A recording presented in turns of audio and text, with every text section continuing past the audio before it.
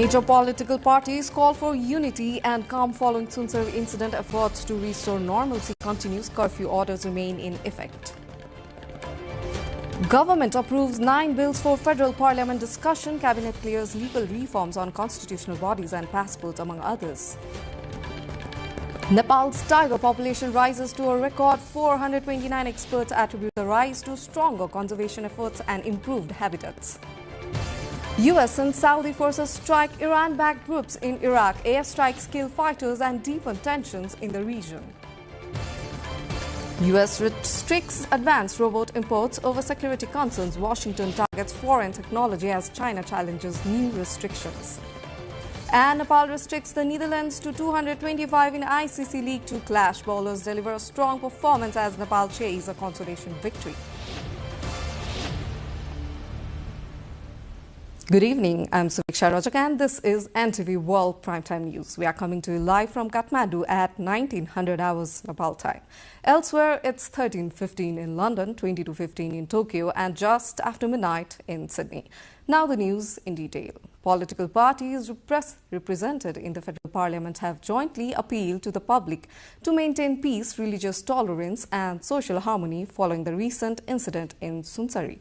An all-party meeting called by Rashtriya Swatantra Party Chair Ravi Lamithane concluded that preserving social harmony is a shared national responsibility. Representing the government, Finance Minister Dr. Swarnim Wagle said the Prime Minister is taking necessary steps to address the situation and restore normalcy. After the meeting, leaders including Ravi Lamithane, Nepali Congress President Gagan Thapa and UML General Secretary Shankar Pokhrel said political parties must stand together during times of national concern. Yes किसिमका घटनाहरू हुँदाखेरि हामी एकै ठाउँमा उभिनु पर्छ भन्ने कुराको जुन महसुस हामी सबै राजनीतिक दलहरूले गर्यौं यसको सन्देश पनि यही हो र हामी सबैको तर्फबाट एउटा संयुक्त अपील पनि चाँडै आउँदैछ. The meeting, attended by leaders from major parties, also urged all stakeholders to play a constructive role in safeguarding peace and social harmony across the country. Tensions following the incident in Kaptanganj of Devaganj Rural Municipality, Sunsari, are gradually easing as authorities intensify efforts to restore normalcy through dialogue and mutual understanding. Although the situation has shown signs of improvement, curfew orders remain in effect in the affected areas including Inarua Municipality, Duhavi Municipality, Koshi Rural Municipality, Devaganj Rural Municipality and Harinagar Rural Municipality as security conditions have not yet fully returned to normal. The Sunsari District Administration Office has been holding consultations with community leaders and representatives of various religious groups to ease tensions and maintain peace. Schools across Sunsari remained closed while the Sunsari District Court has suspended all scheduled services for Wednesday. दुवै पक्षसँग मैले बिहानैदेखि मैले छलफल गरिरहेको छु. तपाईको भूमिका ठूलो हुन्छ, तपाईको योगदान ठूलो हुन्छ. आखिर हामी भनेको सबैको भाइचारा आपसी सम्बन्ध चाहिँ गाड्नुपर्छ. जिल्ला भनेको तपाईको हो. यहाँ चाहिँ कसैको क्षति भन्दा आफ्नो क्षति हुन्छ. त्यसकारणले यसलाई समयमित भएर यसलाई चाहिँ साम्य पारौं भनेर मैले दुवै पक्षलाई भनेको छु. Meanwhile, a peace and harmony rally was organized in Itahari at the initiative of civil society groups. Representatives from Hindu, Muslim, Buddhist and Christian communities participated in the rally, calling for unity, tolerance and social harmony. Local representatives from Devaganj, Harinagar, Koshi Rural Municipality and Inarua Municipality have also intensified coordination efforts to resolve the situation and restore normalcy. Moving on, the government has approved the submission of 9 bills to the federal parliament, including proposals to amend laws related to constitutional bodies, passports, mining and animal disease control. A cabinet meeting held today approved a bill to amend the Act on remuneration conditions of service and facilities of office bearers of constitutional bodies. The meeting also cleared the Mining and Mineral Resources Bill and the Infectious Animal Disease Control Bill for parliamentary discussion.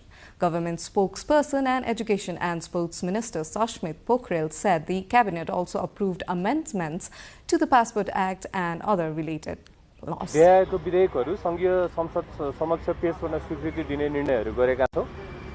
संवैधानिक निकायका पदाधिकारीहरूको पारिश्रमिक सेवाको शर्त र सुविधा सम्बन्धी ऐन 2053 लाई संशोधन गर्न बनेको विधेयक खानी तथा खनिज पदार्थ सम्बन्धी कानुनलाई संशोधन र एकीकरण गर्न बनेको विधेयक, संक्रामक पशु रोग तथा नियन्त्रण सम्बन्धमा व्यवस्था गर्न बनेको विधेयक, राजधानी ऐन 2076 लाई संशोधन गर्न बनेको विधेयक, मानव बेचबिखन तथा ओसार पसार नियन्त्रण पहिलो संशोधन विधेयक, बाल श्रम निषेध तथा नियमित गर्न बनेको सम्बन्धी विधेयक, आन्तरिक वायु सेवाको दायित्व सम्बन्धमा व्यवस्था गर्न बनेको विधेयक, मेलमिलाप सम्बन्धी ऐन 2068 लाई संशोधन गर्न बनेको विधेयक, कर्मचारी सञ्चय कोष ऐन 2019 लाई संशोधन गर्न बनेको विधेयक।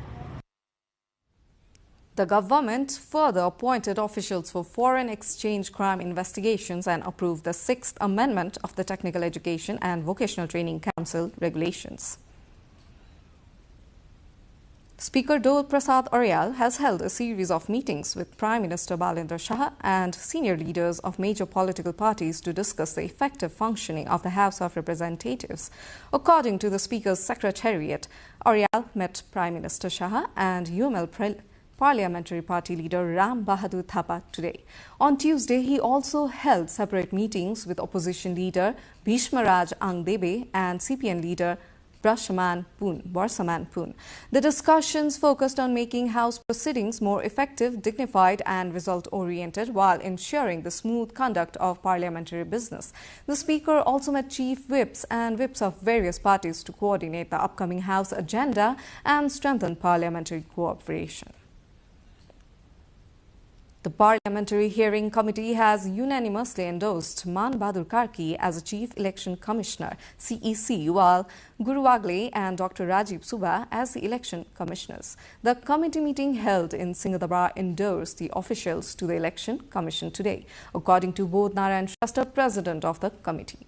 The persons endorsed by the Parliamentary Committee following the hearing will be appointed by the President. Earlier on July 13, the Constitutional Council had recommended Karki as a Chief Election Commissioner and Wagle and Dr. Subba as the Election Commissioners. Mangal Bahadur Shahi has been sworn in as new Chief Minister of Karnali Province. The oath of office and secrecy was administered by Karnali Province Chief Yagyaraj Joshi at a ceremony held in Birendranagar. Shahi was appointed Chief Minister on Tuesday with the support of the CPN-UML under Article 172 of Nepal's Constitution. He officially assumed office shortly after taking the oath. The appointment marks the beginning of a new provincial administration as the government prepares to move forward with its policy and development agenda. We are going for a short break here. More news coming up. Do stay tuned.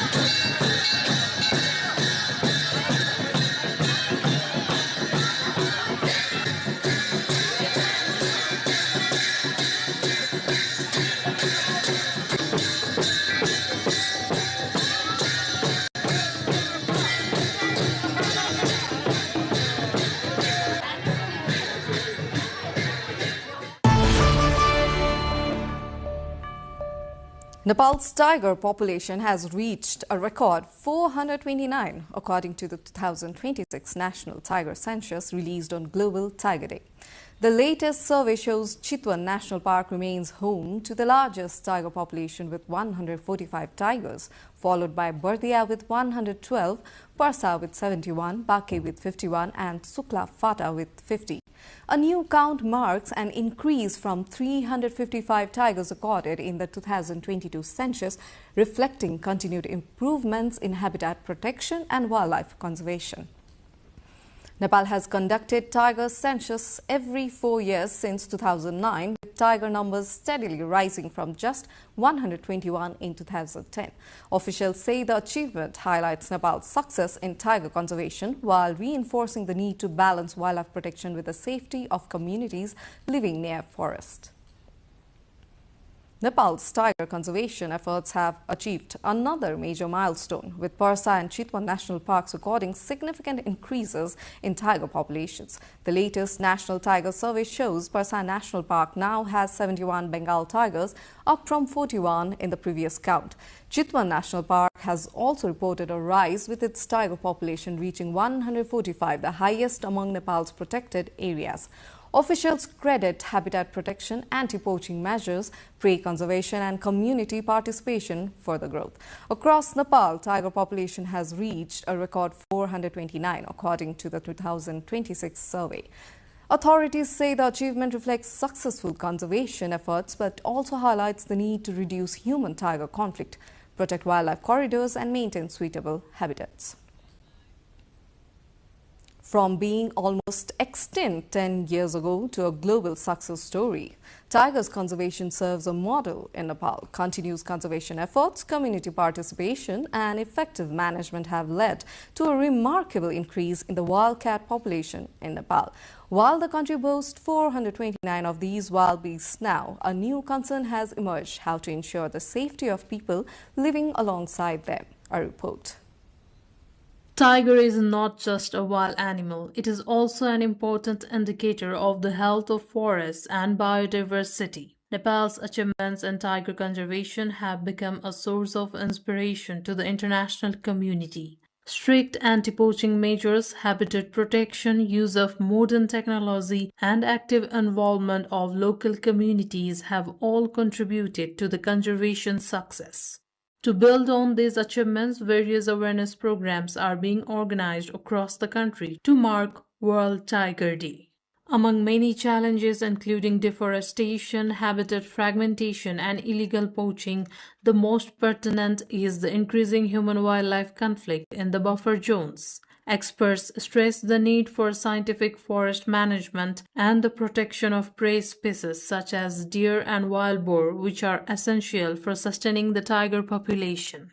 यसले चाहिँ नि समग्र इकोसिस्टमलाई चाहिँ नि नियन्त्रण गर्ने, control गर्ने र functional गराउनलाई मद्दत गर्ने एउटा आइकोनिक प्रजाति, क्यारिस्मेटिक प्रजाति भएको हुँदा यसको संरक्षण गर्नुपर्ने एउटा आवश्यकता त्यो हो। अर्को मूलतः मानिस हामी सचेत प्राणी भएको हुँदा सबै पृथ्वीमा भएका बाघ लगायतका वन्यजन्तुहरू, वनस्पतिहरू सन्तुलित रूपमा यिनको संरक्षण गर्नुपर्ने मानवीय दायित्व पनि हो। According to official data, around 16 people are attacked by tigers each year, with approximately 10 fatalities annually. In addition, between 400 and 500 livestock are killed by tigers every year. Reducing human-tiger conflict requires raising awareness among communities, preventing livestock from grazing close to forest areas, strengthening livestock shades, exercising extra caution at night, and immediately informing the concerned authorities if a tiger is spotted. Experts emphasize making local communities active partners in conservation efforts to reduce conflicts. जंगलमा जाँदाखेरि अपनाउनु पर्ने safety प्रोटोकलहरु जुन चाहिँ छ त्यो चाहिँ जनतालाई सिकाउनु पर्यो। बाघ पाइने ठाउँको क्षेत्रको लागि बाघ पाइने ठाउँको जनताहरूलाई चाहिँ नि बाघले केही क्षति गर्यो भने त्यसको राहत तुरुन्त दिने, सम्पूर्ण क्षतिपूर्ति दिने। On the occasion of World Tiger Day, the latest National Tiger Survey reported that the number of Royal Bengal tiger in Nepal has reached 429. The survey shows an increase of 74 tigers over the past 4 years compared to 355 tigers recorded in 2022. Chitwan National Park has the highest number of tigers at 145, while Suklafata National Park has the lowest with 50. Comparing with the figures of 2010, when the country only had 121 tigers, Nepal's tiger conservation effort is an example in the world. Sabika Shrestha, NTV World.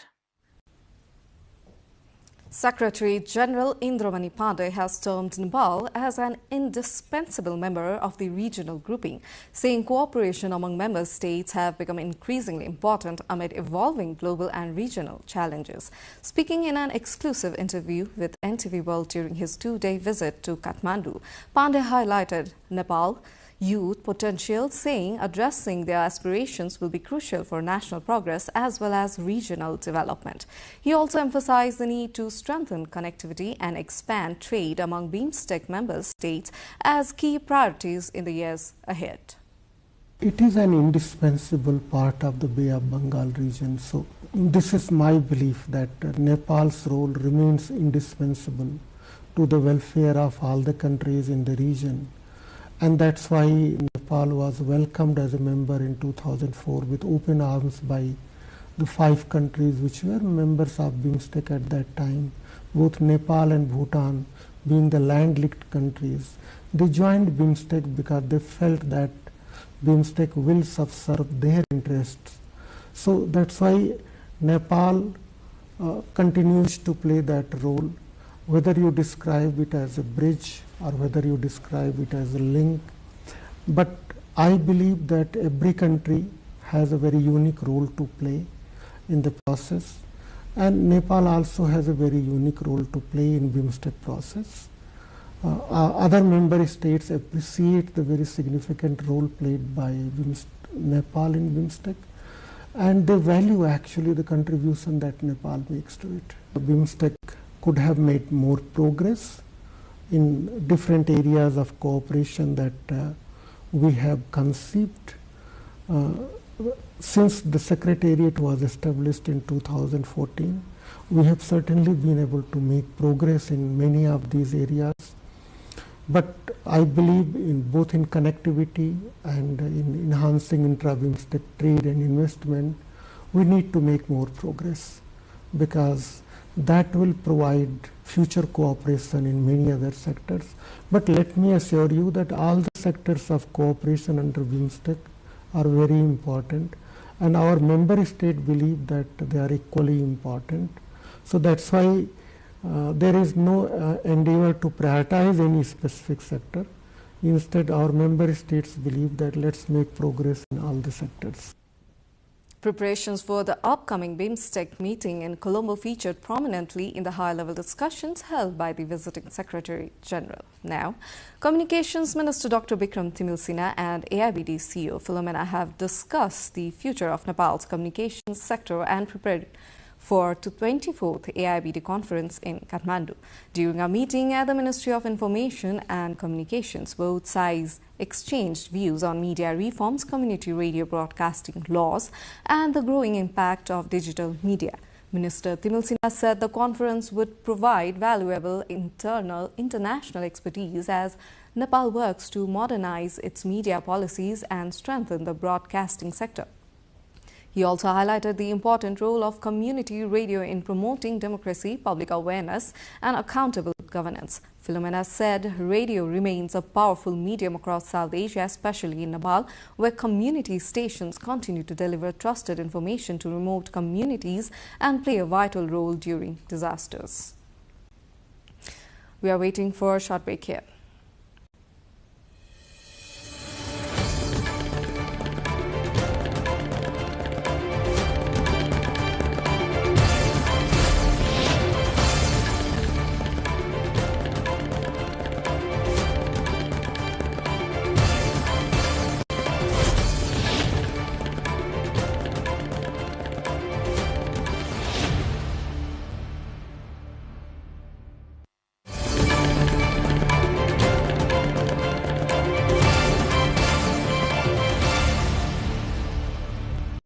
Welcome back. You are watching NTV World Primetime News, and it's time for international updates. At least 20 fighters were killed and 32 others wounded after US and Saudi-led airstrikes targeted bases of Iraq's Popular Mobilization Forces, or PMF, across 7 provinces, according to the group. The PMF is a state-recognized umbrella force within Iraq's armed forces that includes several Iran-backed factions. The United States and Saudi Arabia said the strikes targeted Iran-backed militants in response to recent attacks on U.S. forces in the region and Saudi's oil facilities. The PMF was established in 2014 to help combat the Islamic State group and was later formally incorporated into Iraq's national security forces, although several of its factions maintain close ties with Iran. The strikes highlight the complex security landscape in Iraq, where U.S. troops, Iran-backed groups and Iraqi government forces continue to operate alongside one another. Displaced Palestinians evacuated nearly tents before an Israeli airstrike hit the Al-Muthani mosque in central Gaza City, with residents later inspecting the damage. The incident underscores the continuing violence in Gaza despite ongoing international efforts to secure a lasting ceasefire. Witnesses said attacks have remained frequent, fueling fears among civilians already displaced by months of conflict. The war has forced a large number of Palestinians into temporary shelters, many of which remain vulnerable to continued strikes. The conflict continues to deepen the humanitarian crisis, with mounting international concern over civilian casualties and access to aid.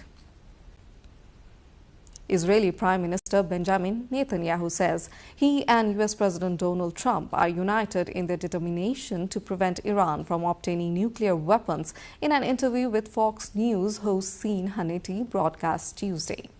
Moving on, Ukrainian President...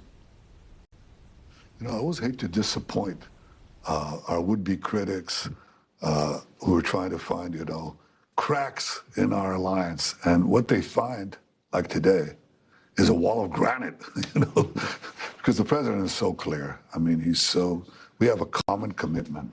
We don't want to see this fanatic regime in Tehran have nuclear weapons to threaten every American and to threaten the peace of the world and to threaten the existence of Israel. So we have a common goal, and it's going to be achieved either through diplomatic means or other means.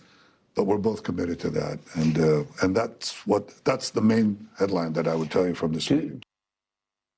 Ukrainian President Volodymyr Zelensky says Russian President Vladimir Putin has lost the initiative in the war due to heavy battlefield losses. Speaking in an interview with Fox News, Zelensky and Ukraine's continued resistance has prevented Russia from achieving its objectives in the conflict.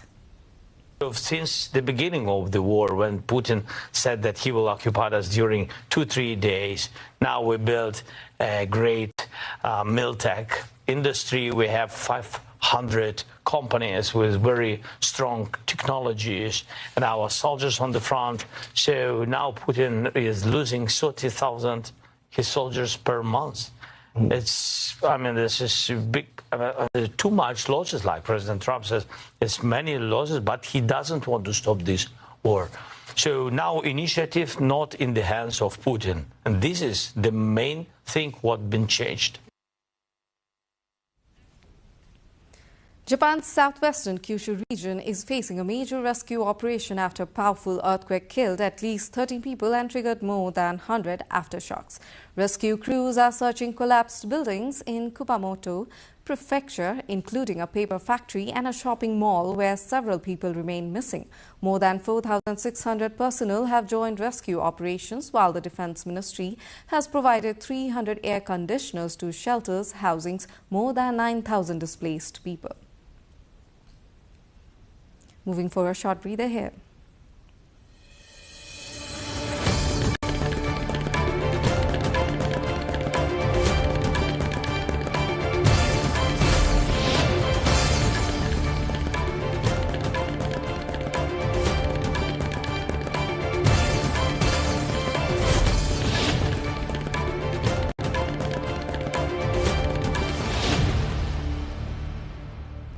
The United States has announced new restrictions on imports of certain foreign-made advanced robots and solar power equipment, citing national security and cybersecurity concerns. The U.S. Federal Communications Commission said the measures target new models of network-connected robots, including humanoid and quadruped systems, as well as power inverters used to connect solar projects to the electricity grid.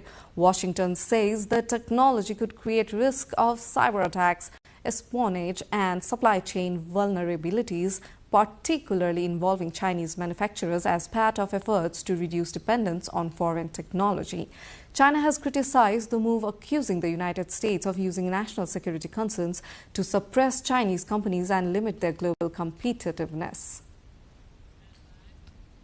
Christopher Nolan's latest film, The Odyssey, has become a major box office success, drawing large audiences and creating global excitement around its release. The star-studded adaptation brings the ancient Greek epic by Homer to the big screen using advanced filmmaking techniques and large-format IMAX technology. The film's strong early performance highlights continued audience interest in large-scale cinematic experiences despite growing competition from streaming platforms. The success of The Odyssey adds another major achievement to the director's career and strengthens Hollywood's push for theatrical releases of major productions.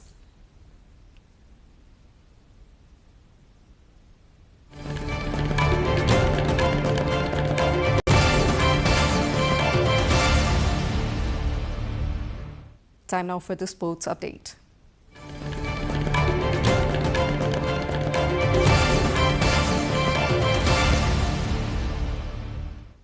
Nepal are chasing a target of 226 after restricting the Netherlands to 225 for 9 in the 50 overs. The Dutch innings was anchored by Noah Kroos, who top-scored with 70 of 93 balls, while captain Scott Edwards added a patient 57.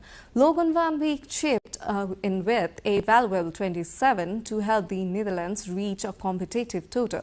Nepal's bowlers kept things under control throughout the innings, with Hemant Dhami staring with 4 wickets. Dipender Singh Aire picked up 2, while Karan Casey and Lalit Rajbankshi claimed 1 wicket each.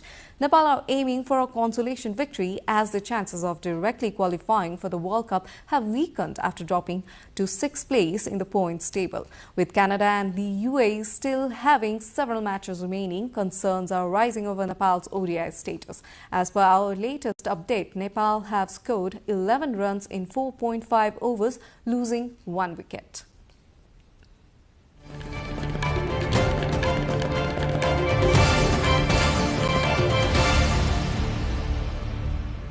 Before we wrap up, let's have a recap of the headlines.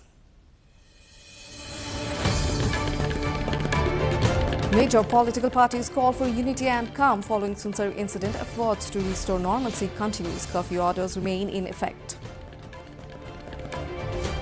Government approves 9 bills for federal parliament discussions. Cabinet clears legal reforms on constitutional bodies and passports, among others.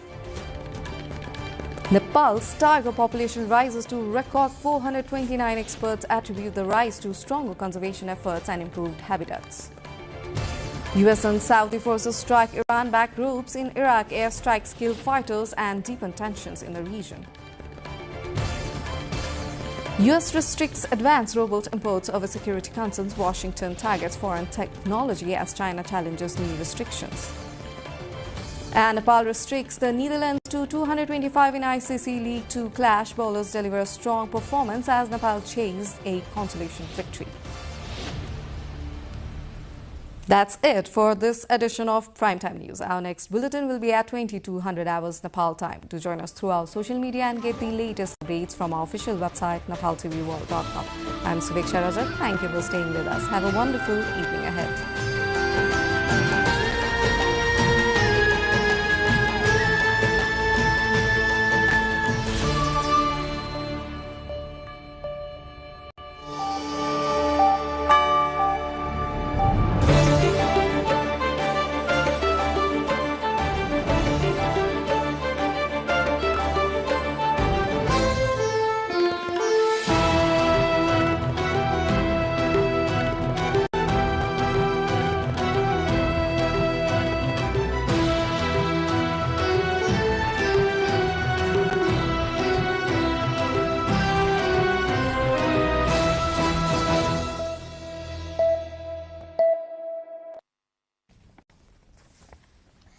Welcome to the studios of NTV World in Kathmandu.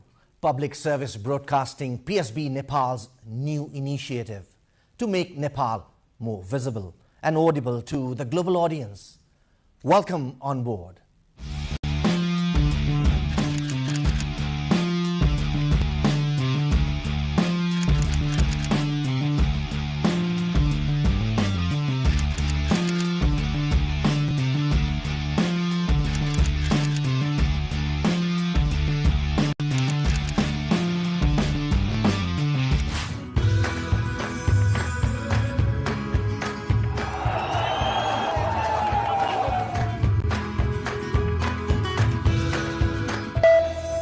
This is NTV World, facts that speak, insights that matter. Telling the stories of a changing planet. NTV World, Nepal's perspective to the world. Exploring the heartbeat of Nepali creativity. This is NTV World. The power of story shaped by technology. NTV World. Unearthing Nepal's hidden heritage. Discovering the timeless Nepal. Telling stories that endure across centuries. Where culture breathes, stories bloom. When the world moves, we make a sense of it. NTV World. Taste of Nepal. Every recipe, every flavor tells the story. Journalism in the digital age. Fast, focused, verified. Stories hold power. Stories reflecting life. Stories of the hinterlands. Reporting for NTV World. This is NTV World. Welcome to News Hour. This is NTV World. Welcome to Primetime News. One story at a time. Crossing borders, connecting voices, where Nepal meets the world in dialogue. This is NTV World, Nepal's perspective to the world. Voices that connect Nepal to the world, bringing perspective, region and relevance to every story. NTV World, Nepal's perspective to the world. Stand by. Mic is on. 3, 2, 1, cue. We are NTV World.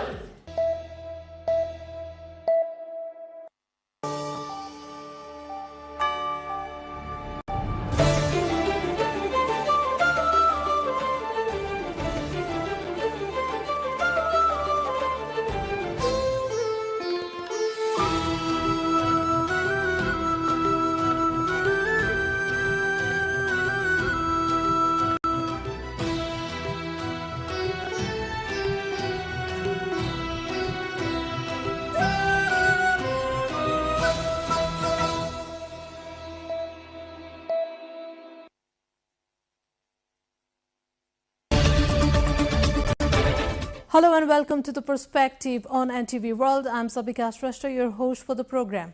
From major headlines to the issues behind them, we gather week's top stories and explore how they are shaping the path forward. This episode includes Nepal's changing provincial political landscape as new alliances reshape governments across the 7 provinces, the formation of a new government in Karnali following the chief minister's resignation and the Nepali Congress exit from the Lumbini government. We also bring you the government's overhaul of the Public Procurement Act, resident doctors' nationwide protest for better working conditions, Prime Minister Balin Shah's meeting with export-oriented industries to boost trade, the latest update on Nepal's foreign trade and widening trade deficit, and a special report on the country's historic milestone of exports crossing Rs 400 billion for the first time. Nepal's provincial politics is entering a new phase as shifting alliances trigger government reformation talks across all 7 provinces. The CPN-UML and Nepali Communist Party have agreed on a new power-sharing arrangement, while the Nepali Congress explores fresh partnerships to retain influence at the provincial level. Let's take a look. Nepal's provincial governments are heading for a major political reshuffle as the country's 2 largest communist forces and the Nepali Congress begin separate negotiations to form new alliances at the provincial level. The CPN-UML and the Nepali Communist Party, led by coordinator Pushpakamal Dahal, have signed a written agreement to cooperate in provincial assemblies and form governments together. Under the agreement, the UML will lead provincial governments in Koshi, Bagmati and Lumbini, while the Nepali Communist Party will take leadership in Karnali and Sudurpashchim provinces. However, the two parties do not have enough seats to form governments alone in several provinces. In Bagmati, Madhesh, Gandaki, Lumbini and Sudurpashchim, they will need support from smaller parties to secure a majority. The UML says it is working to bring smaller political groups into the coalition where required.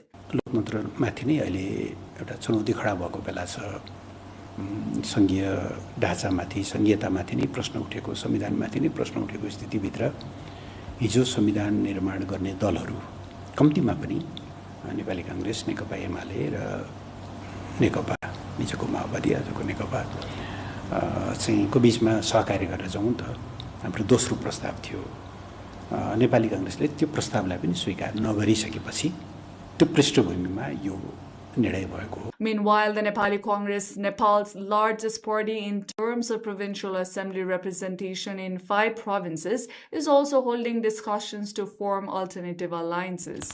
The Congress currently leads governments in Madhesh, Bagmati, Gandaki and Sudurpashchim provinces. Party leaders say they are consulting with smaller parties while maintaining that a strong opposition is necessary in a democratic system. प्रदेशमा हामी कतै पहिलो party छौं, कतै चाहिँ दोस्रो party छौं, कतै तेस्रो पार्टी छौं.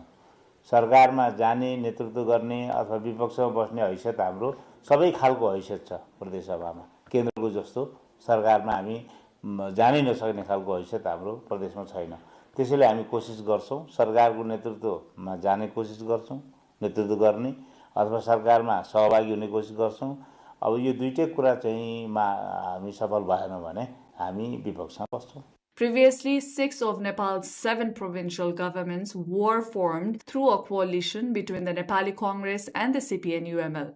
Madhesh province had a different arrangement with participation from the Nepal Communist Party and other regional parties. The latest realignment marks another major shift in Nepal's coalition politics as parties negotiate new power-sharing arrangements across the country's provincial governments.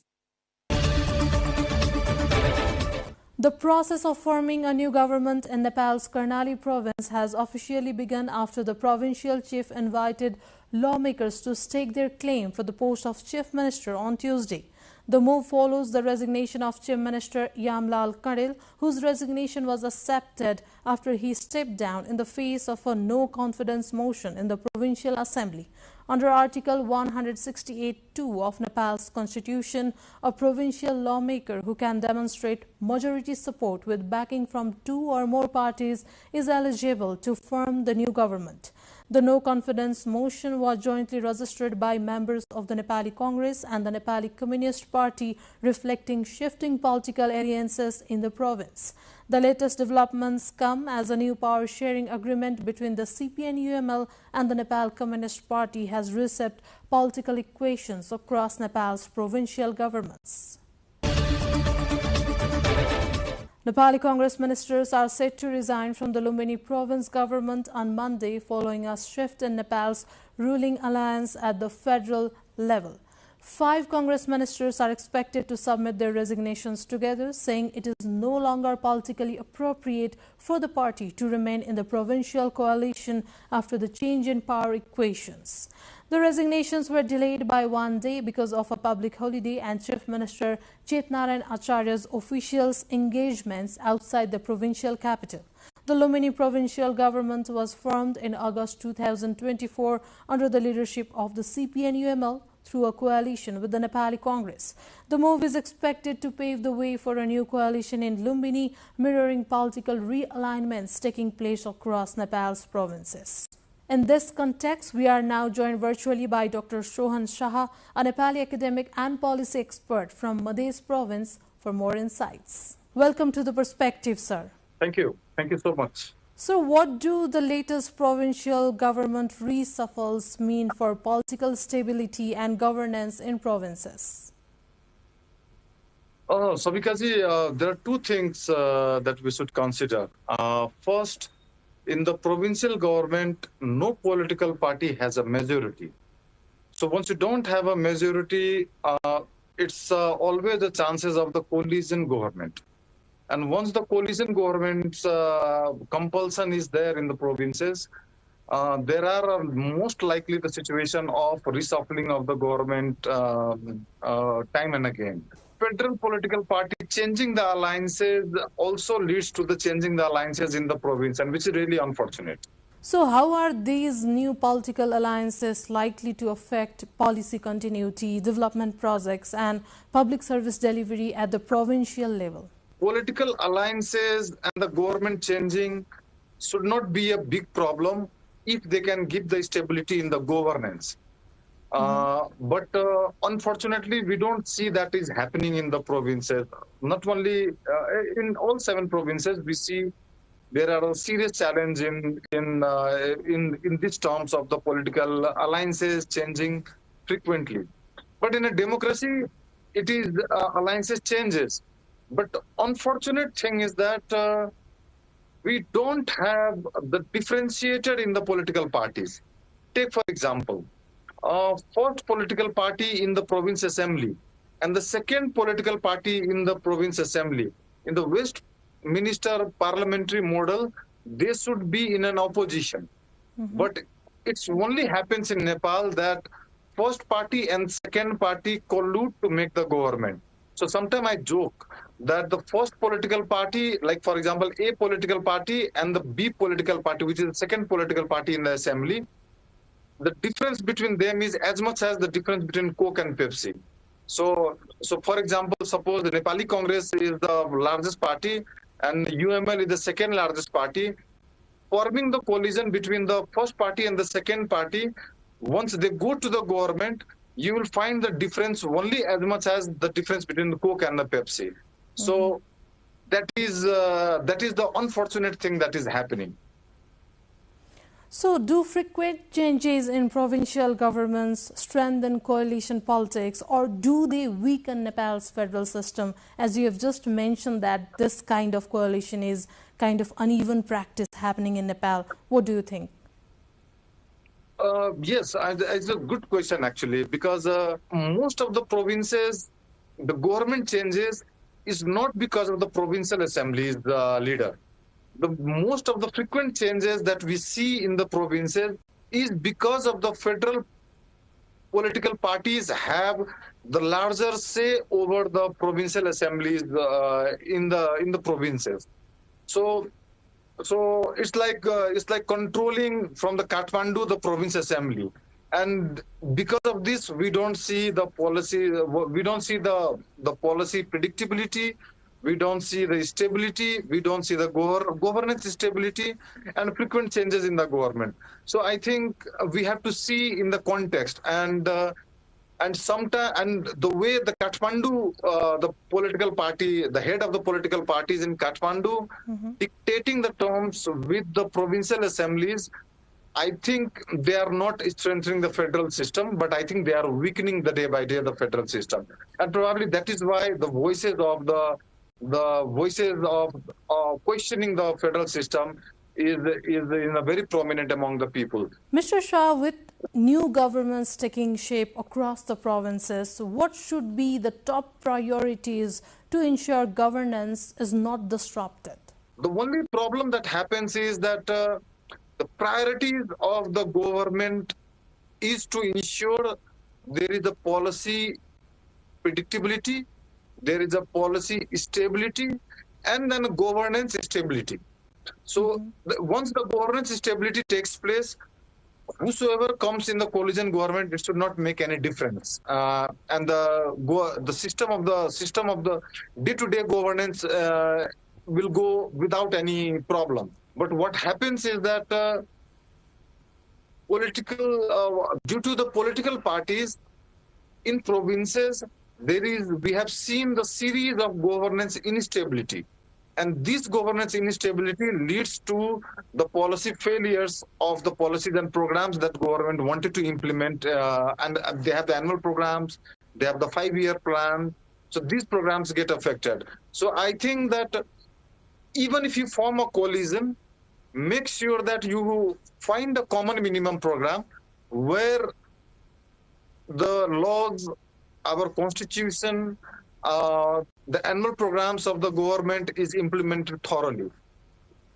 But when you do the collision without provisioning this kind of things, and then you make it up your own ideas after when you join the government, it brings a confusion in the governance.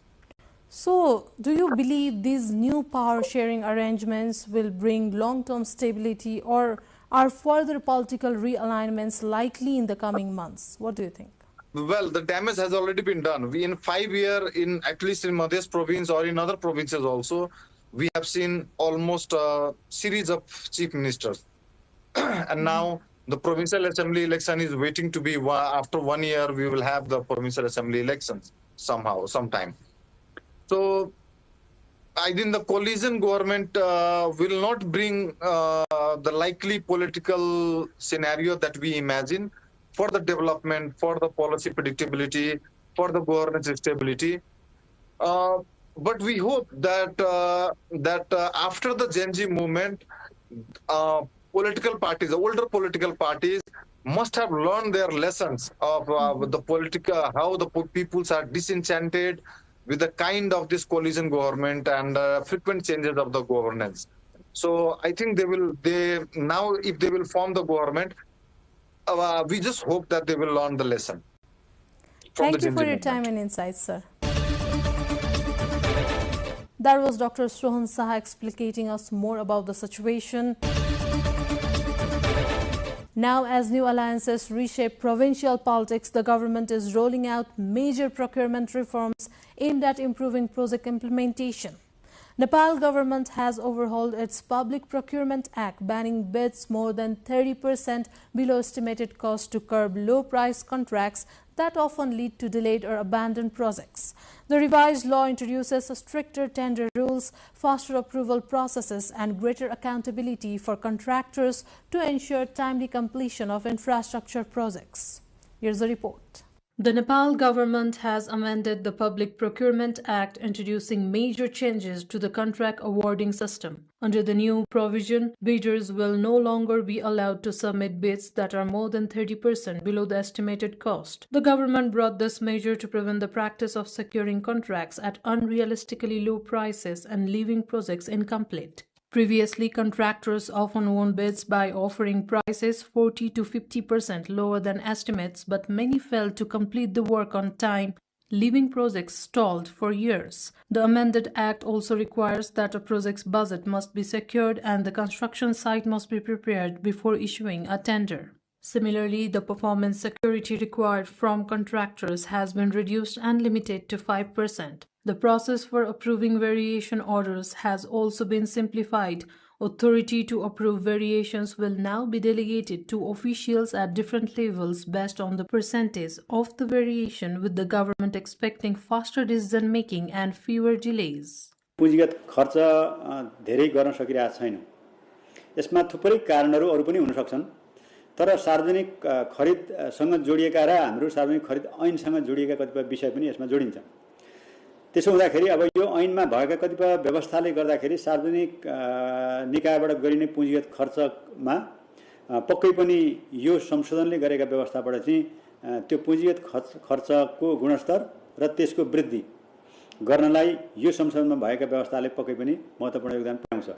Companies participating in joint ventures will now have equal responsibility for project implementation. Previously, one company could use its qualification to secure a contract, while another company provided investment but avoided responsibility for the work. Under the revised law, if a contract needs to be terminated, the completed work will first be evaluated and only the remaining work will be considered for the seizure of bank guarantees and backlisting procedures. The tender process has also been shortened. The deadline for international bids has been reduced from 45 days to 30 days, while the period for national bids has been reduced from 30 days to 21 days. The amended act includes provisions to reward contractors who complete projects on time and take action against those who cause unnecessary delays. It also introduces a system for monthly payments to contractors, which is expected to ensure timely wages for workers, employees, and suppliers. The law has also made it mandatory for construction workers to be enrolled in the Social Security Fund. The government says the revised Public Procurement Act marks the beginning of a new era of transparency and accountability, while timely completion of infrastructure projects. Sabika Shrestha, NTV World. From challenges in various sectors to strengthen the economy, Prime Minister Balendra Shah has been engaging with export-oriented industries to boost exports and narrow Nepal's widening trade deficit. Prime Minister Balendra Shah held discussions with the representatives of export-oriented industries on balancing imports that are nearly 6 times higher than exports. Prime Minister Shah invited industrialists to deliberate on ways to manage the growing trade deficit, enhance the capacity to export-oriented industries, and explore the potential for expanding such industries. Prime Minister Shah discussed challenges in export promotion, policy reforms, and possible solutions with them. Prime Minister of late has been holding continuous dialogues with private sector industrialists and stakeholders to promote the country's economy. Meanwhile, Nepal's foreign trade has reached 24 trillion 11 billion 660 million rupees by the end of the fiscal year 2025-26. In the previous fiscal year, foreign trade has stood at 20 trillion 81 billion 150 million rupees. This represents a growth of 15.88%. According to the latest data published by the Department of Customs, overall foreign trade increased last fiscal year, but so did the trade deficit. Compared to the previous year, the trade deficit rose by 16.63%. The department's report shows that imports increased by 16.20% compared to the fiscal year 2025-26. Meanwhile, the share of exports in foreign trade fell from 13.31% to just 13.07% last fiscal year. Nepal has reached a historic milestone in its trade journey. For the first time, the country's exports have crossed the 400 billion rupee mark. The achievement signals growing momentum in economic diplomacy and renewed confidence in Nepali products abroad. Here's a report. From the bustling ports to the mountain valleys, Nepali exports crossing 400 billion mark record symbolizes a nation pushing beyond its traditional boundaries. According to the Department of Customs, Nepal's total exports stood at around 400 billion rupees, while imports soared past 2 trillion. The trade deficit has widened to nearly 1.8 trillion rupees, a reminder that the country's import dependence remains heavy. Economists say the export-to-import ratio has slipped to 15%, underscoring the need for stronger domestic production and diversification. Edible oils continue to dominate Nepal's export basket as refined soybean oil alone earned more than 128 billion rupees, followed by palm and vegetable oils at 20 billion in the last fiscal year. Large cardamom, woolen carpets, and ready-made garments round out the top 5, reflecting both agricultural strength and craftsmanship. Together, these products account for nearly 2/3 of Nepal's total export earnings.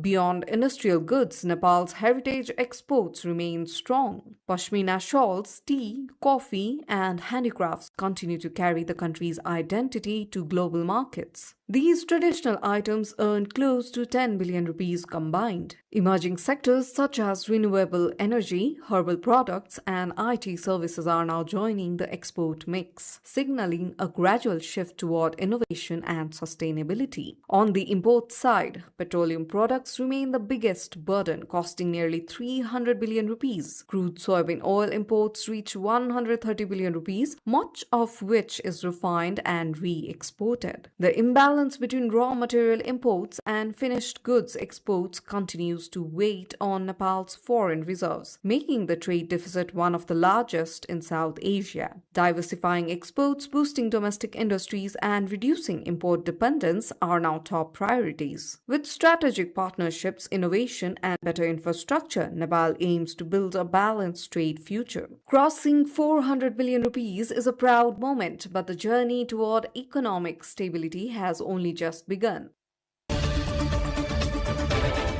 That's the perspective for this week. We'll be back next week with other highlights of the week. Stay tuned to NTV World.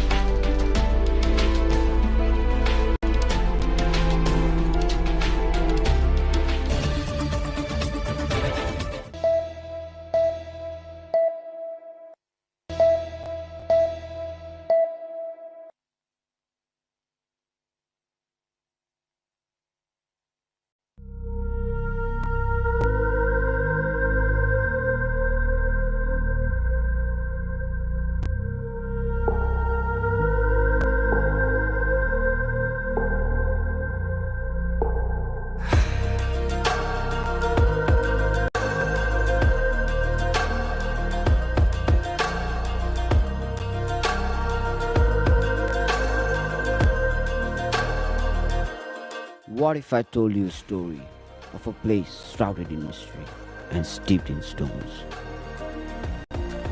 A place where warriors were born and raised, and their path through the mountains still remain to this day. Ajirkot, Gorkha, the unbeaten kingdom.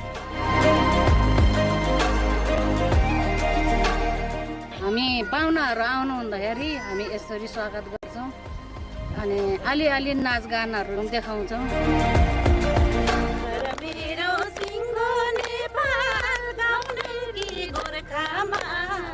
गर्व लाग्छ जन्मिएछु साथै स्वर्गमा म त नेपालकी छोरी भन्छन् Gorkhali.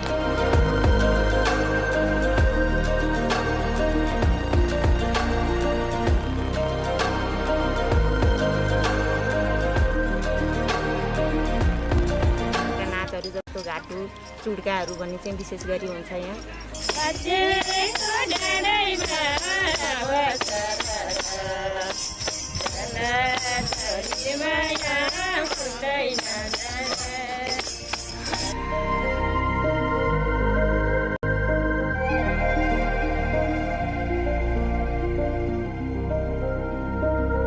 For those seeking a luxurious escape, there are stunning lodges that offer an indulgent retreat amidst the rugged beauty of this place. For the true adventurers, this place has it all, from trekking through dense forest of Nagepokari trails to exploring ancient temples and learning the rich history of the region. So, what do you fancy? Are you the solo explorer, or do you prefer luxury within nature? Or perhaps you are the one who seeks to witness it all. Well, after all, life is a box of chocolates, and this place is filled with surprises.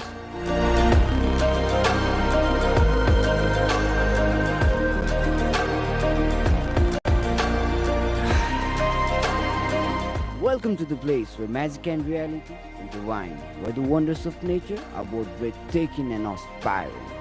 From the elevations of 300 meters to a towering 8,000 meters, this place will leave you mesmerized and in awe.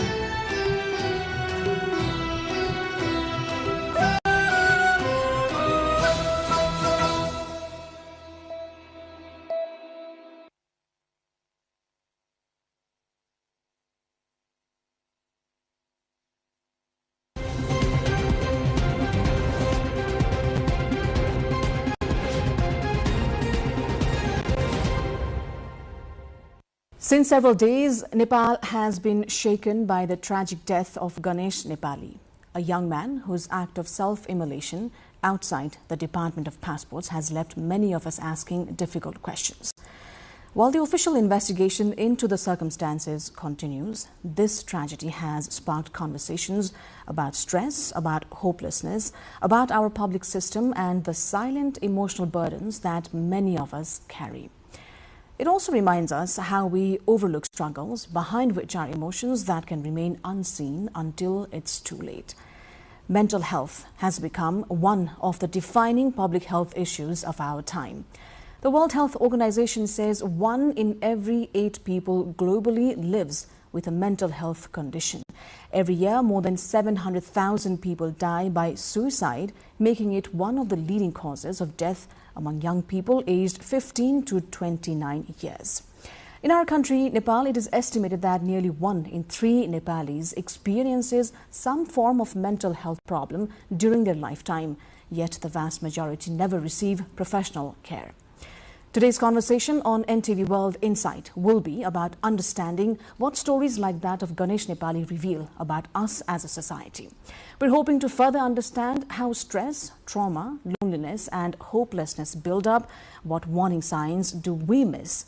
Why do so many people struggle in silence? And perhaps most importantly, what can each of us do for ourselves, for our families and for those around us? To help us explore these questions, we are today joined by Dr. Sagun Panta, psychiatrist and assistant professor at Teaching Hospital with extensive experience in the field of mental health. Dr. Panta, welcome to NTV World Insight. Thank you. Thank you for having me. To begin with, without speculating about personal circumstances for anyone, what does incidents like that of Ganesh Nepali tell us about our society and where our mental health stands at right now? So this is an interesting question. The recent turn of events have not been good for any one of us. Every day we're hearing such stories. It tells us that society at one level is suffocating in terms of not speaking out. It tells us that there's a big burden of burnout among various professionals and that people are not talking enough about mental health distress. And this situation where people are not asking about it, people are shying away talking about it, is creating a situation where people are actually suffocating, and incidents like these are representation of those suffocations. It tells us that while there's been a lot of development in the overall field of health, mental health somewhere still lags behind.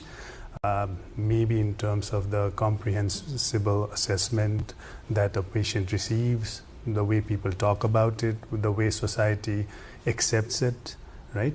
So it tells us that there is a lot that needs to be done in the field of mental health. Let's dive into the basics of it. What do we mean when we say mental health? Is it the absence of mental illness? So the World Health Organization has a definition of mental health, which means for someone to be mentally healthy, they have to know their potential. They have to be able to address day-to-day stressors that come up in your life. They have to have work productively, and they need to contribute to the society. So if you keep these as thresholds, mental illness is something that is totally different to mental health. So mental health is an ability where you are able to exercise the total well-being. That includes physical, mental, spiritual and social health. While mental illness is deviation in thoughts, behaviors and emotions that persist for a certain period of time that ultimately affect the productivity of an individual. Let's say, for example, depression. So while you're depressed, you have a certain kind of thoughts, the thoughts of hopelessness, helplessness, worthlessness. You have certain emotions that are sadness, feeling of lack of interest. And then in terms of behavior, you're tired, everything is an effort, you cannot go about with your daily business, and that extends for a period of 2 weeks, and then that situation leads you to a place where you cannot function your daily obligation to your best of abilities. So that is how we look into mental illness and mental health. Are there indicators where we need to be alarmed? You mentioned one of them, for instance, after 2 weeks, if it aggravates, then maybe that's a yardstick. But are there other indicators that we need to be wary about? So I think it depends on the type of symptoms that one projects at one point of time. So if you have a multitude of symptoms at one point of time, some of them being mental, some of them being emotional, some of them being behavioral at one point of time, and if it extends a predominant portion of your day-to-day activities, right? It affects your relation, it affects your work, it affects in how you are and how you behave. And with time, it affects in how you go about with your day-to-day activities. So for example, if you see a family member who is not at his 100%, everything looks obviously all right, but he looks tired, he looks distressed, he's a little cranky, not going off about his business as usual. He's losing sleep, he's losing appetite.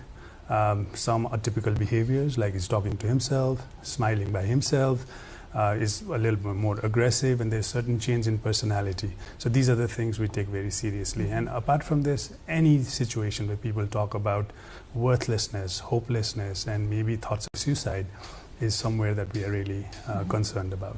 But are there cases where not all of these symptoms were evident? So the thing is, what is evident is the tip of the iceberg. So what happens is inside your whole consciousness, inside your mind, right? A lot of the things that actually project to the surface in clinics, in day-to-day practice, in talking to your family or a trusted adult is something that is the tip of the iceberg. So to understand the whole construct of mental health as a whole, you need more sessions, more communications, greater observations, and it might not be obvious. So we have had instances where patients and people and friends and families look so well in the party last night, end up doing something very huge, taking their lives, doing something very risky, and that can have broader consequences. So it's not always about what's obvious. It needs broader examination, and that's why a big burden of mental illness is actually not there in the surface. It's not visible, and it's like the bigger ice below the iceberg. You've extensively practiced in the field over a decade. In your experience so far, what kind of cases have you had to deal with? Commonest presentation these days are cases of anxiety and depression that are in response to certain changes in personal situation. That can be exams for students, that can be personal obligations for families, that can be migration in Nepali families, that can be sudden changes in situation, natural disasters, so common in Nepal, global pandemics like the COVID pandemic. They lead to these certain adaptive responses where people present as feeling fearful, anxious, palpitation, sadness, chaos, worthlessness sometimes. But a lot of these symptoms, as they present and if they are reactive to a situation, tend to normalize over a certain period of time. Most of them don't reach to a provider. They get well by themselves from minimal support of their family and friends. For the cases that come to us, these are cases that have suffered these symptoms for a prolonged period of time. Most of the common presentations are lack of sleep, fearfulness, apprehension, symptoms of depression like fatigue, lack of interest and enjoyment, lack of pleasure, inability to perform. A big majority of patients, especially in a tertiary center like ours, presents in the case of psychosis, which is like you are hallucinating, you are delusional, sometimes you are scared and skeptical about normal situations in life. And we have a big chunk of Nepali population that present to a mental health provider for substance use related intoxication, withdrawal, psychosis kind of situation. So these are the basic situations. In terms of the emergency situations, the severe one that present to us, they're mostly cases of suicide, attempted suicide, suicidality, sometimes severe psychotic behaviors leading to harm to self, harm to others, severe depression leading to catatonia sometimes, which is like complete loss of response to any stimulus that presents to us. So we have a wide spectrum from day-to-day regular emotional reactions to severe emotional reactions. And how do you go about treating or helping the patient recover from all these? I think again it depends on the stage the patient is. The approach is psychiatry is a diagnosis of exclusion. So for any symptoms that someone presents, we need to rule out any physical illnesses that can lead to those symptoms. After that's done, a triage is done, and then once they reach to a general practitioner or a psychiatrist, we do some diagnostic interviews. Listening is a big part of our diagnosis. We listen to their deepest concern, family history, personal history, the elaboration of the presentation. We talk about their past treatment experiences, lifestyles, personality, temperament, and their mental state examination. So once that's done, that leads us to a diagnosis. The diagnosis is usually based on the international standards. We follow the ICD-11 standard, which is a WHO-backed standards, and then we make a diagnosis. And the treatment would depend on the diagnosis that we make. So for example, if we make a diagnosis of depression, it leads us to a different set of interventions. If we go for a diagnosis of psychosis, it leads to a different set of interventions. So the first thing is just listening to the patient, digging out their concerns, evaluating that, screening that, and then making a diagnosis. You mentioned about drug use. It, I'm sure, plays both cause and effect in aggravating mental health conditions. What has your observation been in Nepal? Many of them, like you said, start using psychoactive substances because they have a mental distress that they're not able to cope up with. And drugs is the go-to that helps them ease their nerves, help them feel better, help them feel relaxed. And in turn, these things become habitual over time. But if you look to it from the other perspective, so if you start psychoactive substance, especially in a young age, you get habituated to it, you reach a state of dependence where you need it to function regularly. And then eventually, over time, you start to have mental health issues like depression and anxiety, which follow use of substance. So whenever we approach them by the basic of dual diagnosis, because a lot of them come together. And the psychiatrist should be on point, on dot, treating both of them equally. And this is kind of a social behavior among many people around the world. Where does smoking and alcohol consumption fall in this whole scenario? So from our perspective, we see smoking and alcohol as a psychoactive substance. While from the legal framework, they fall into the licit drug category, and all the other drugs that we talk about, heroin and cannabis and all of them, fall into the illicit category. But from a provider perspective, the way tobacco and alcohol work on our nervous system is very similar to how drugs like heroin and cocaine work. So psychoactive substances are any substance that when used on a regular basis affect how you think, how you feel, and how you behave, eventually leading to you making you reach to a situation where you're dependent on it. By dependence we mean you use it as a priority. Without using it you don't feel normal. Not using it gives a state of withdrawal. It takes precedence over basic activities in life, and you consume it despite knowing all the legal and physical and social harms that it causes to you. But as human, is it in our nature to depend on something? It depends. So basically, as human beings, we're curious creatures. So especially in adolescence, you want to do things that society wants you not to do. So don't do drugs is something we hear from our school days, but then the curiosity of how it will work for me, how the experience will be like, drags in young people into using it. There's also societal system, like how acceptable the drug is. For example, it's still a common practice where children in school uniform go to a tea shop and buy, cigarettes for themselves.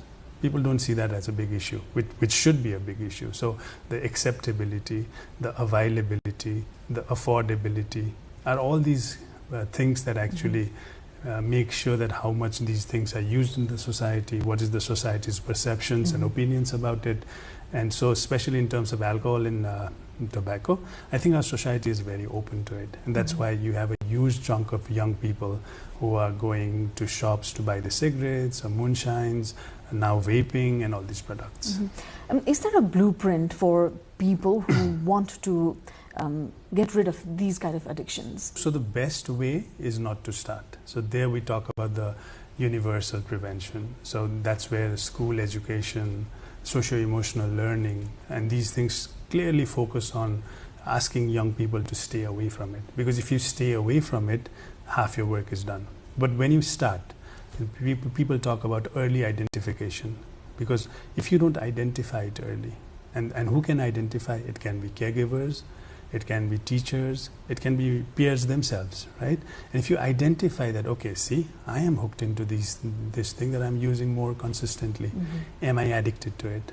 Am I getting used to it? Is the question every young person should ask to him or her. And then once they do that, you tend to get an answer, yes, it's a problematic behavior, and then you reach out to people that are going to actually help you. And these people can be, again, families, this can be teachers, coaches, health providers, psychiatrists, and you're maybe a teacher, school counselor, and once they reach out, they reach into a referral network, and that is how they can actually identify the problem early on and seek and get proper intervention. These talk about the social support system that we have, the people around us, but if you had to conquer it all by yourself, are there any step-by-step things that one can do? I think the most important thing is you need to have enough information. For all of those that are using psychoactive substances, do you know about the harms these things cause to you? Do you know that these things are affecting how your brain grow and develop and adapt over time? Do you know that these are not some use that just stays for now and will get better over time? No. So you need to know that these things, if not addressed early on, can be really chronic and enduring in the long run. And once young people know these, they would take right choices, informed choices, right? The other thing I think is, again, the society's perception to it. If families, caregivers and teachers normalize early substance use, especially maybe it's just a puff of cigarette, everyone in this age does that, oh, cannabis is not a big thing, kind of conversation that happens in the room, young people are encouraged to do that, and they don't see that as something that is bad for them. The other thing, I think young people should look into their academia, sport performance. So once you're into psychoactive substance, over time you have enough evidence that says that these things start to get worse over time. Your friend circle changes, your priority changes, your academic performance changes, your health changes. So these are some things young people should be aware of. So and taking this right choice of staying away from it early on, listening to the evidences, talking with friends that don't use it, and not normalizing it is very important. Before I get into our workplace scenario, which is a major chunk in our daily life, how individualistic do you think our country is becoming? Back let's say a decade ago or so, we are a very social environment in Nepal especially. We have close bonds with our neighbors. It's not the same elsewhere. Do you think we are becoming more individualistic and it's causing mental health issues here? Yes. So for example, just look at ourselves. We don't know our neighbors, but we know what is happening with people around the world. We're so much stuck into the digital world that a real man-to-man connection is something that does not happen on a day-to-day basis. In our society, it was the community that raised the child, but now this is phone and screen that's raising the child. So it has changed. There are lesser kids in playground than ever before. There are lesser social gatherings in the community than ever before, and this has a toll on how we feel. So generally, especially in terms of the community where we stay, if we are connected with each other, there are these usual weekly meetings where we sit down, talk, parties and all of that happens. Now, even if you see that these days, most of them are busy with their phones and screens. So we are, yes, disconnected from our neighborhood and community as a whole. But then we have so much information about the world, and there's always this fear of missing out. So people are more curious about knowing more about the world than knowing more about the place that they stay in. And this creates a situation where you're mostly lonely. So in a major crisis in life, let's say, for example, there's a theft in your home, you don't have enough guts and relationship with your neighbor to go down and talk about it, weep about it, explore about it, because you've not done that on a day-to-day basis. So society, like you said, has become very individualistic. That creates a situation where you don't express your emotions, you're not talking about your distress, you're all sucked up with all your emotions. And so you have a neighbor that's suffering just adjacent to your window, and you don't know about it. You don't know about it. Schools definitely play a big role in shaping a child's mental well-being. What's your observation been of our schools and the mechanism in place? I think the school construct has been really on the positive side in Nepal, but there are different kinds of schools, and there are schools in the urban areas and the rural areas. But I think schools now are talking about health promoting schools, and by that we mean the school is oriented about mental health well-being of students, teachers. The government is also working on a mental health package for students and teachers, and there are a lot of activities that are happening. Especially in some part of Nepal, they're now starting to work on the socio-emotional learning, which is one of the big things, which includes things like problem solving, saying no, being assertive, making meaningful relationships, how to watch your emotions, right? How to manage your stress. And also, at the same time, it's not just about the students, because eventually it's the teachers that are in communication with them. So well-being of the teachers, stress management of the teachers, the stress management of the other staffs in the school. All of these are really important, because school is one place where early identification of mental health disorders, mental health issues can be done. It is said that more than 70% of your mental health issues starts when you are around the school. It may not be very obvious, it may not have been so blown up, but it starts there. So that is the place where we have to intervene. So in school, talking about mental health, having group activities where you encourage to share emotions, listen to each other's perspective, talk about myths and facts about mental health, talk about saying no to psychoactive substance, meaningful communication, active listening. These are the skills that should be inculcated in the school itself. If that's not done, again, if school is not vigilant about that, the children are already alone at home because parents are busy with work. Some of them are migrating abroad.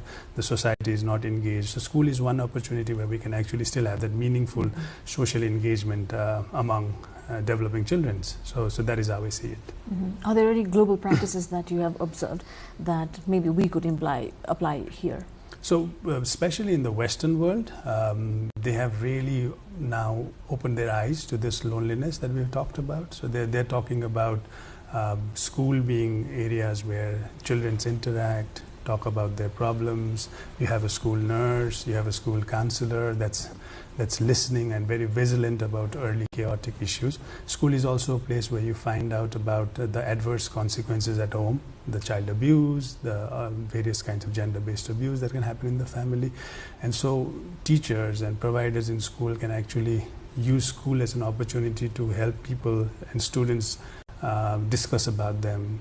And it's also a place where innovations happen. So children's group, they play together, they have meaningful interactions, and they are again more communal rather than individualistic. So that is something that's happened in the Western world. In the Western world, they also have a system that's between school and home. So that includes peers, peer groups, youth-friendly services, clubs, which of course is there in our country, but it's not very evident across the rural areas. So we should work on these midway places where children and young people can come up, talk, exchange, do meaningful things, innovate, and that can feel like a safe zone to them, right? That increase the safety network, that's very important for young children. And I think in terms of engaging caregivers and the school is also important. Many a times when we grew up as students, it was more about school. I don't remember there were not many parent-teacher meetings. The parents were not much engaged in the school behavior. But now, especially in the West and also in the good schools in the country now, you have regular parent-teacher meeting. You have a caregiver association that's very much engaged into what children are learning, what they are into, how can they contribute to their well-being. So it's actually a partnership between school, home, and community. When we say that, we talk about the rural and urban divide in our education system, but it almost also feels like it's more social in the rural areas than here. There are a lot lesser distraction for children in the rural areas than in urban areas. I mean, you can say that, but if you go there, the digital inequity is not that much. Now even children in the rural areas have access to phones and all the Instagram and TikTok and Facebook where they are, right? The other thing is, even in the rural areas, we think about the community, but the household heads are mostly traveling abroad. A lot of them are migrant workers. And by migrant, I just don't mean international migrant, but they're coming to the cities. So a child is left behind with the grandparents or a caregiver or a mother or a father. So this holistic family engagement is not as prevalent even in rural areas, right? But again, with the digital advancement, all the bad things that the urban area has with the digital landscape is there, and the monitoring and supervision is not quite yet. Coming to our workplace issue, It's a major portion of our day we spend in our workplaces. How should an ideal workplace be to support one's mental health? Do we have it in Nepal? Yeah, so basically I see a lot of people from various working sectors in my clinic, and I can tell you there's a lot of burnout. This need of trying to be enough, going to the office before the time it takes, staying up late to make a point, working beyond hours is something that's really a norm. It's almost like we take stress at work as a badge of honor. Yes. So especially it used to be something we talked about Japan or the Western world, but that's evident even in Nepal. So first to reach the work and last to get up the work are someone that are glorified at work. But organizations have to think about family-friendly policies. You have to have your leaves on place, forced leaves. For women, there has to be breastfeeding support. There has to be childcare support, right? You have to have a system where employees have a mechanism to talk about their mental health needs. You need to have a system where they can actually go on to the HR and say, hey, I don't feel all right. So for example, in organization, if you have a heart pain, you can go to HR and say, see, I think I have a heart attack. They would say, okay, take your rest. But if you go there and tell them, see, I feel so tired, I feel so lonely, the HR would say, come to work. That's not an excuse to leave your work. So that's how we are undermining the importance of mental health issues. So because of that, sharing and talking about mental health is seen as an excuse. That does not work well in a working system. So people don't speak about it. So when they don't speak about it, the burnout just increases to a point of exhaustion. And a lot of them actually come in a state of exhaustion where they are not happy with how their colleagues are behaving, they're not happy with their performance, they're not happy with their appraisals. And you know, all the tension and stress at work actually carries over to home. So now you're not happy at work, now you're not happy at home. So that's how you are incubating a state of depression and, you know, difficulty, mental distress that comes up. People who are hiding it, who still take it as a stigma, social stigma, to reach out for help. How do we go about encouraging them to maybe reach out to professionals like yourself? Yeah, so the biggest thing is, especially in our part of the world, it's not a cultural sophistication to come up to a health provider and say, I feel sad. That's not how our culture helps us to express our idioms. So many a times, people in Nepal, they come to a health provider with symptoms of somatic distress. So they come saying, I have a headache, I have a back pain, I have tingling sensation in my foot, I feel fullness in my abdomen. There was actually an interesting study that said a lot of the people in urban Nepal, for their mental health issues, they come to a health provider saying, I have jam, which they call it the jum syndrome. It's actually a problem in your thought and mind, but you present translating as a it. symptom. So you're somatizing of emotional distress. So one of the most important thing is for health providers to understand that, okay, this headache, this abdominal pain, this tingling sensation can be an expression of depression. And that even implies to people that experience it. People are going around cardiac hospitals and big hospitals with symptoms, physical symptoms, but they're not able to understand that that can be an expression of the mental distress that they are suffering. Once people start to realize that, they will talk about it. Once the health provider understands that, they would screen for it. And once you start screening for it, it becomes more obvious. And when you find these conditions, you have a management pathway that can actually address it. So our biggest concern is you don't talk about it, they don't ask about it, so it goes quiet, right? But the fear is, if you go and tell your friend that, okay, I feel depressed, you fear that you're being judged, you fear that he would morally evaluate you as someone that is not up to the mark managing basic distress in your life. But once as networks, as peers, we start to be open about it. If your friend comes to you and say, hey, I feel depressed, that's a serious concern. Let's sit down for a coffee and talk about it. It's then where the communication starts. People start to express it openly, and then, you know, the service reach would broaden. So this fear of being stigmatized, discriminated, prevents people from seeking treatment.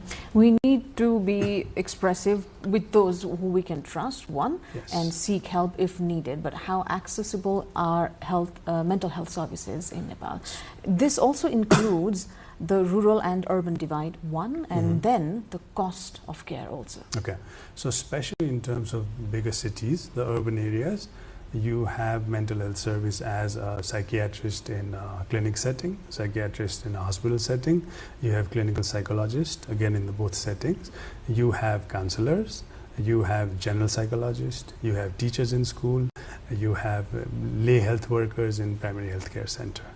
Right, so actually there's a big chunk of support system that's available there. Also you have helplines, you have chatbots, you have friends that are well literated about mental health concern. But if you go to an urban area, there's still a lot of divide or gap in mental health literacy. This is an urban area. Sorry, in rural area, right? So in rural area, I think the point of contact would be a primary health care center where the government has taken this initiative of training lay health workers. That can be a nurse, a health assistant, an MBBS doctor, a female community health volunteers, where they are taught at least to screen, identify, and provide basic health service. So in Nepal, 4 mental health conditions are a part of basic mental health care package: depression, anxiety, epilepsy, and alcohol. So it's actually available in every primary health care center or maybe a health post in the country. So over time, the government has invested on this task sharing and shifting approach, which has actually created a good referral system, and I think it's getting better over the last few years. I'm glad you mentioned about epilepsy. Can we break down the condition and how to avoid?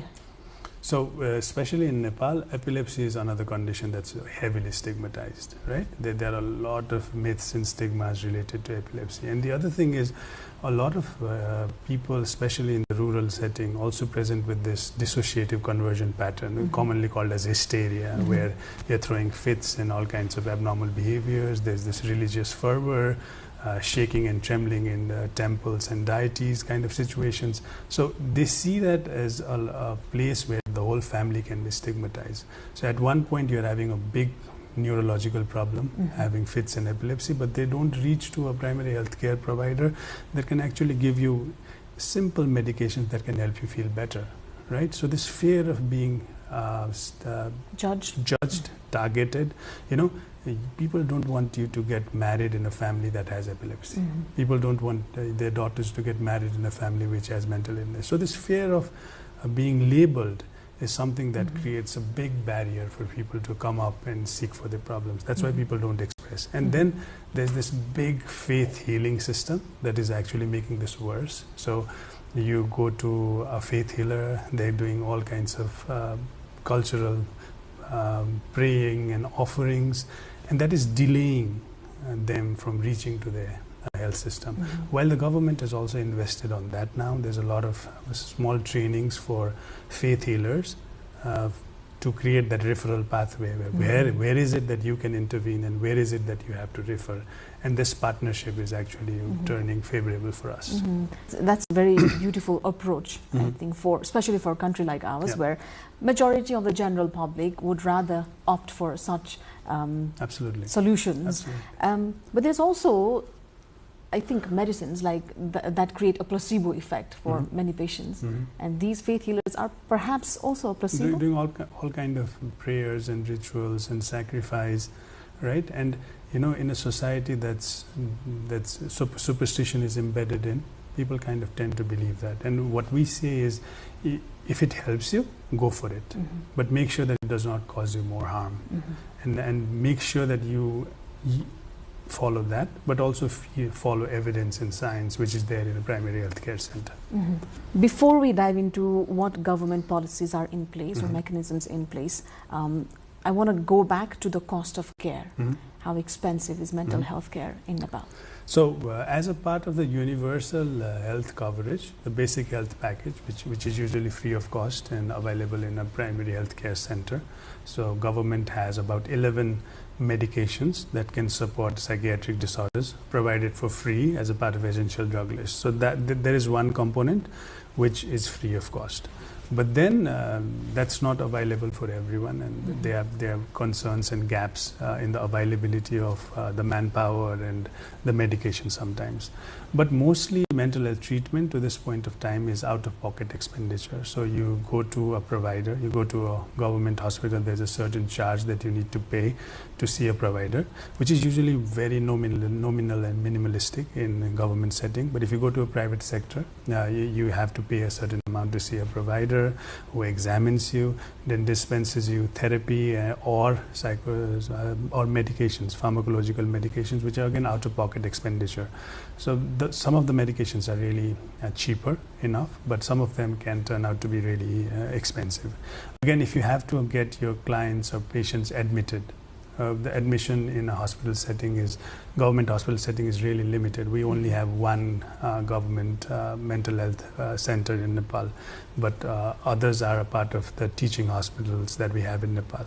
But most others are private sectors, the rehabilitation centers that are actually catering a lot of mental health. They should or they should not is a different thing, but they're actually doing that. So that creates a big burden to the family, because then they have to pay for their medications, they have to pay for their stay, and that creates or increases burden in a family that already has so much burden, right? So now, over time, the government is investing on advancing or capacitating government hospitals even in regional levels to have inpatient services, to have regular psychiatric services, and maybe that would bring down the cost. And especially with the government insurance system, a lot of them are actually benefiting from it, but the coverage of the insurance system, as we know, has not reached to the full volume that we actually wanted to. If you had to lay out a few suggestions to the government to improve the accessibility, what would it be? I think the biggest thing would be to enforce that minimal basic mental health services are accessible at the primary health care center, not just in policy but in practice, and then create a referral channel, invest in government setups, not just in the urban settings but also in the rural setting, invest in community mental health care services, which are still driven by non-governmental organizations, then work on in capacity building, not just of mental health specialists, but also non-specialists like nurses and community health volunteers that can actually provide services in the place of origin, and the referral burden to bigger hospitals like ours in teaching hospital can actually be brought down. A lot of the cases of mental health problems can actually now be worked upon and addressed in the community, and they really don't have to come to a hospital setting, which again increases the stigma, right? So a non-stigmatizing approach of addressing these services in the community is something the government should work on too. You're also teaching at TU Teaching Hospital itself. How have you seen the research aspect of mental health in Nepal? Are we creating credible and effective research pieces? Actually, yes. So a lot of the research, especially in primary healthcare center and community-based mental health that are happening in Nepal, are credible research resources, not just for Nepal, but also in the international context. Many countries have duplicated the approaches that we have used. But the problem with that is a lot of them are funding driven. So there's this research project that brings on a big research grant, does the research, but the concerns are sustainability. So you have wonderful research outcomes and evidence that are there, but again, that is not implicating the sustainability of these programs in our setting. That creates a question mark. Who are we doing this research for? From a government level, if you ask me, there's a lot of research that are happening. We did the National Mental Health Survey in 2020. I was a part of the team. Maybe we will have one in few years. So this was a big study done across all 7 provinces in the country. So bigger research interventions should actually happen to find out the volume and magnitude of the problem. And also it's equally important to have research to monitor and evaluate what is already happening. While expert like us sitting in the bigger hospitals in the country might think the mental health program is working effectively, but what is it that is working in the grassroots level? How are we dealing with stigma there? How are we making sure that people are seeking help, people are talking about it? Is something that needs to be investigated. So we've talked about how our society can shape our mental health. We've talked about workplace dynamics. We've talked about government mechanism in place and medical help as well. How do you think, apart from all these factors, genetics comes into play? So there's this very famous saying of nature and nurture. So nature is the genetics. So we see that in families that have histories of mental health issues, substance use, it actually is inherited in the progenies or the generation that come. These are not like one-to-one inheritance, right? But the risk factor is inherited. So certain traits, certain genes, certain markers are inherited. But then this nature is affected by the nurture. By nurture, we means the society, the culture, the acceptability of the mental health situations, the stigma, self-esteem, personality, and all these factors that actually are there in the society that are protecting us, that are supporting us, interacts with the genes that we have, and the mental health issue is the final product of the gene-environment interaction. What types of issues are hereditary? Depression, suicide, substance use, some form of neurotic disorders like OCD, personality traits, and I mean a lot of them. But it's not that it should happen. So if you have a genetic vulnerability, but your supporting system, the family, the system, the school, the care and nurture that you receive, the parenting is top-notch and in good place, you might not experience the mental health problem. But in the other hand, if you don't have a big genetic loading, but you have a very bad social system, the nurturing system, then you may have a mental health situation. It's also always the gene-environment interaction. Quick questions that shortly I would expect you would answer. What is one biggest myth about mental health? If you talk with someone about suicide, you actually encourage the person to die by suicide. That's a myth. So if you talk with someone about suicide, that will encourage the person to talk about his distress. So talk about it. Most underrated habit for psychological well-being? Exercise. Therapy or medication? Both. It depends on what you need, right? And it will also depend on the severity. Trust your psychiatrist to decide for therapy or medication. Can people fully recover? Absolutely. So recovery is a process. It's not a goal. So if you see this as a process, you have a support system, you have science and evidence. If you follow and trust, and if there is a supporting system in the family, in the community, with the peer network, you can definitely recover from mental disorders. One thing every parent should know? That everybody is vulnerable to mental health issues, and it's not a fact. It's not about stigma and shame. Talk about it. Talk with your children. Listen to them, and definitely there'll be solutions. One thing every employer should know? Understand that burnout is a real serious concern, and increasing your stress will not always increase your performance. There will be a plateau. If you don't intervene, your staffs will feel exhaustion. One thing every school should teach? That punishment is not the solution, rather listening is. Before we wrap up the show, to summarize all of what we've discussed, what should we as individuals observe in people around us? When should a person themselves be alarmed to seek for help, and how should they do it? Why should they do it? I think if we feel that people around us are really concerned about us, we need to listen to them. We need to listen to ourselves. We need to evaluate ourselves in a time span. Am I as comfortable as I was 3 years back, 2 months back? Has this event created a toll on me? Have I changed how I behave? Has things changed how I think and feel? Maybe talk to your trusted adult, and then they will tell you. It's about riding the motorcycle. You don't know if you're riding the bike good enough, but the person that's behind you actually knows if you're riding it smoothly or in a rash manner. So listen to them. Listen to people that care, and take feedbacks. And once you realize that there are issues, find out what's bothering you, seek help. And if you seek help, there'll be solution. Dr. Panda, thank you so much for your time and your valuable experience sharing. Thank you for having me. Well, every one of us, every family has moments of struggle. Every workplace has someone carrying an invisible burden.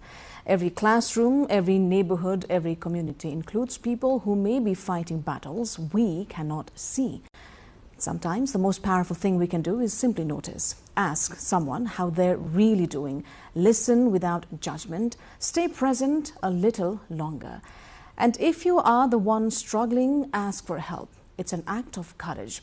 Whether it's a trusted friend, a family member, a mental health professional, or someone who will simply listen. Thanks as always for staying with us on Insight. Until next time.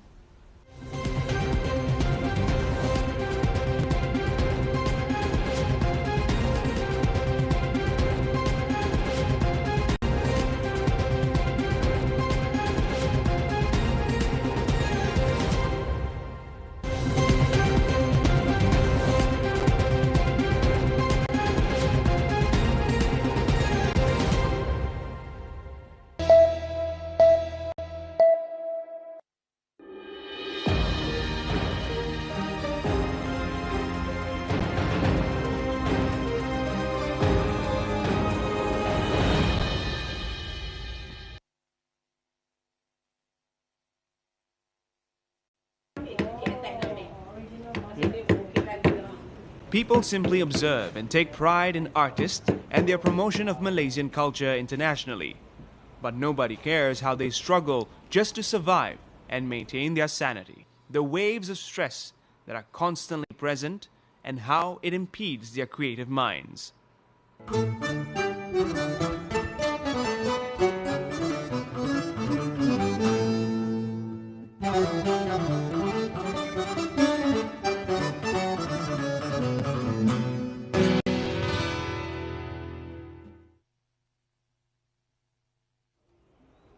The life of an artist is like an uneven curve. It never moves smoothly through a straight line. As an artist herself, Shima tries to make her life easy and its journey smooth sailing in a straight line. But this does not happen. After graduating with a bachelor's degree in art and design with a major in pottery and ceramics in 1982, Shima started her own business. She did not only do batik paintings on fabric and other soft materials, but also took part in painting, designing and production of batik garments. All these activities did not make her happy and she could not sustain herself financially. Then she decided to concentrate on paintings. Things that you can comfort with, you can live with it. Because for the beginners, they have to find things and it's not easy to get all the materials. So first, you have to survive.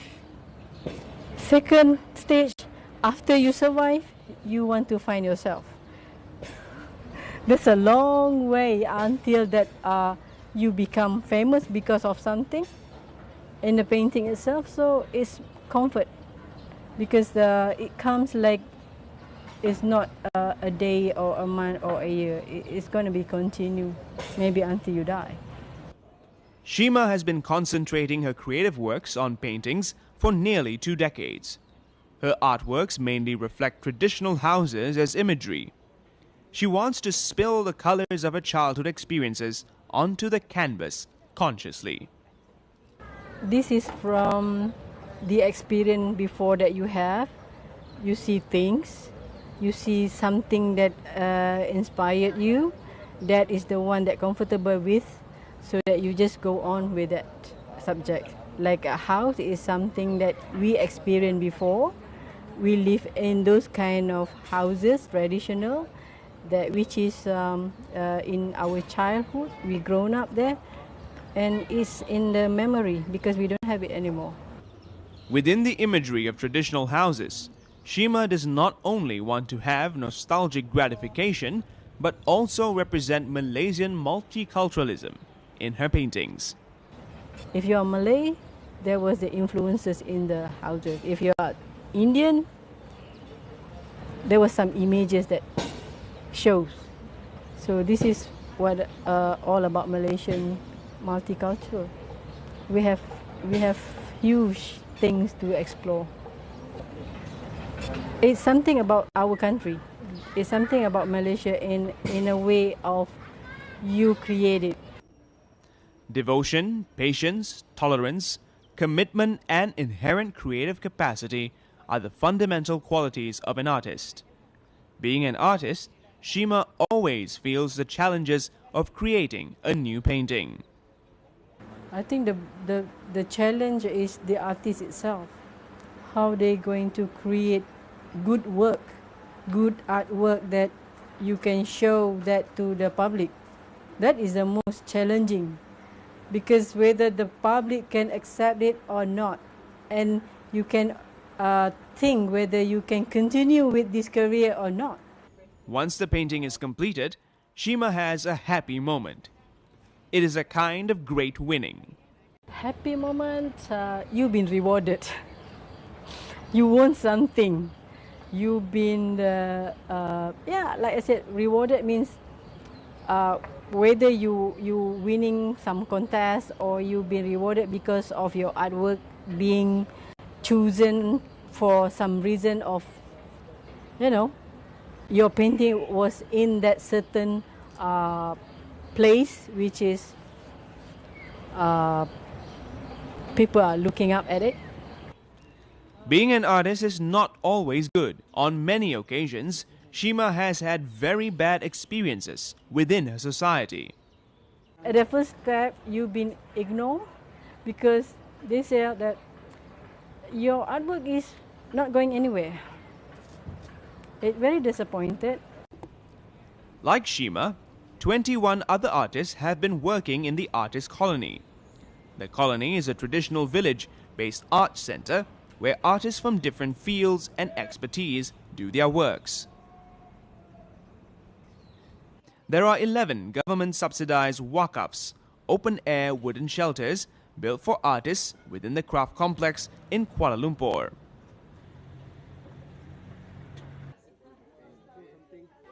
In the village, artists do not only create artworks, but also conduct various educational activities, such as teaching, training, and observational programs.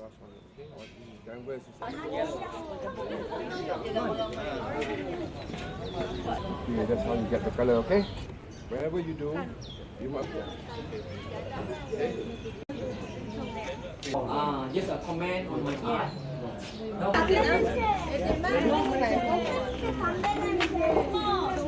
Every artist working in this village has their own style and creativity.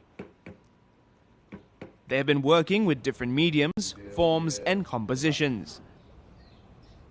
Their different artistic talents create their distinct identity. However, they have a common practice of promoting the Malaysian way of living and culture. I'm the one who did the painting about art, Malaysian naive art, to promote Malaysia, especially when the tourists come over here, what they can bring back to visit Malaysia while they are on tourism. So to present my country, so they know what is Malaysia they have. My subject is more to flora and fauna, and this is, as you can see here, this is more to semi-abstract artwork, and I'm really concentrate on the texture series, and this is considered my latest series. It's my painting normally my environment, normally my family like this. This my family, my son, my daughter look together. The title is together. That's mean. Well, I create a watercolor on a theme of the mangrove swamps of Malaysia. I travel from north to south just to record all the pictures, all the picturesque view of the mangrove. And back at home, I'll record it on my paper with watercolor. A lot of Malaysian artists, they use a lot of images from surrounding, like historical buildings, like the traditional costume, something like that. So I think that show that Malaysian art scene, they have their own style. Artists have their own particular perspectives and viewpoints to observe the surroundings and lives. They are born with certain natural gifts and talents.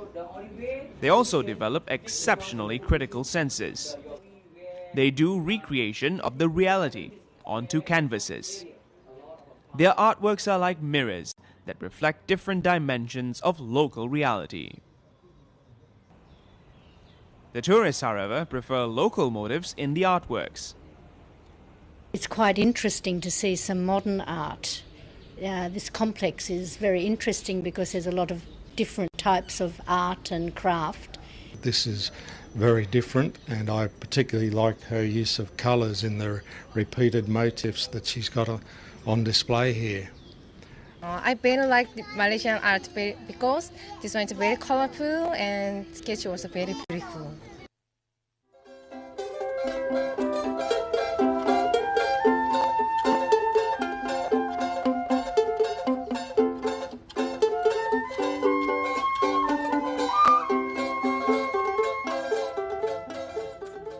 Although the artists have been contributing a lot to promote the Malaysian culture internationally, they are under the wave of extreme stress.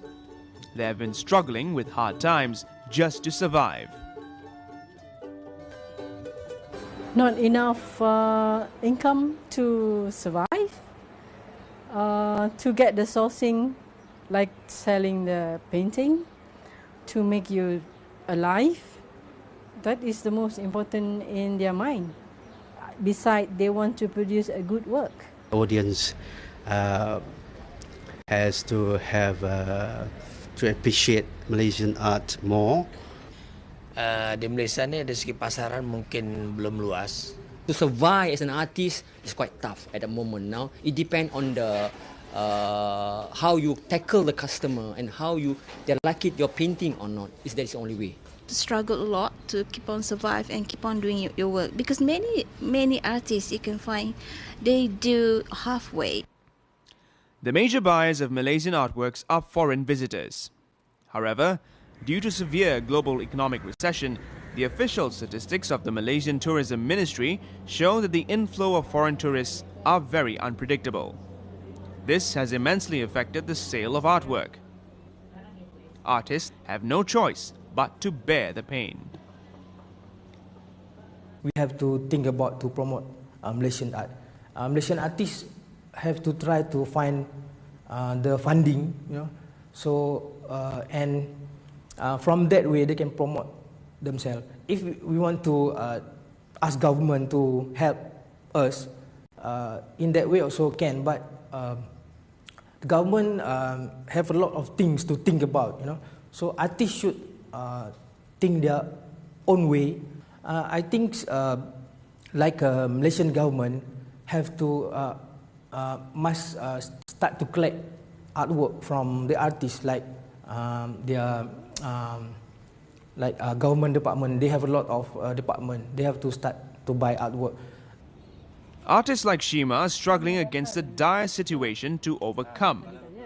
After investing their golden age in the field, artists are continuously creating their arts and seeking the support from society. Shima has taken these circumstances as a school of life. She has a strong commitment and beautiful dreams to be the best artist possible. You have to sell the painting to survive, to get the money to buy the food or to pay any bills. But then when that problem is solved, or you get a way to solve the problem, I think it's going to be, you learn like in a school, but this is not a formal school. It's like a life school.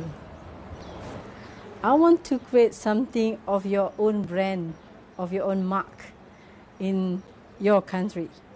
You are not being comparing with other artists. That is the most that most artists wanted. But it's not going to be happen in one day. Artists and artworks are an integral part of any society. Despite the extreme stress on their minds, they document the contemporary history of social reality.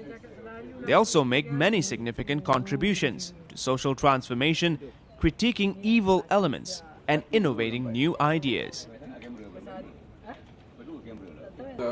The life of an artist is never smooth like a straight line. However, one cannot imagine life without art.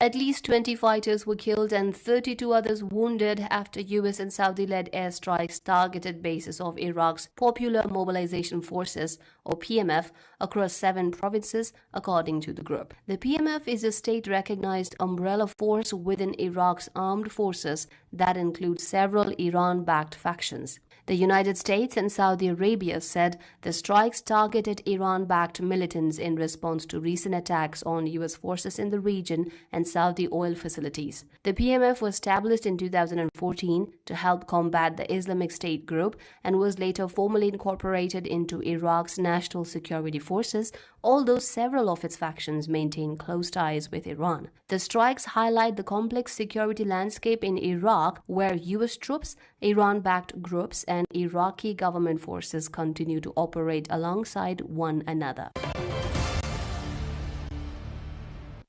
Displaced Palestinians evacuated nearby tents before an Israeli airstrike hit the Al-Mutakin Mosque in central Gaza City, with residents later inspecting the damage. The incident underscores the continuing violence in Gaza despite ongoing international efforts to secure a lasting ceasefire. Witnesses said attacks have remained frequent, fueling fears among civilians already displaced by months of conflict. The war has forced large numbers of Palestinians into temporary shelters, many of which remain vulnerable to continued strikes. The conflict continues to deepen the humanitarian crisis, with mounting international concern over civilian casualties and access to aid.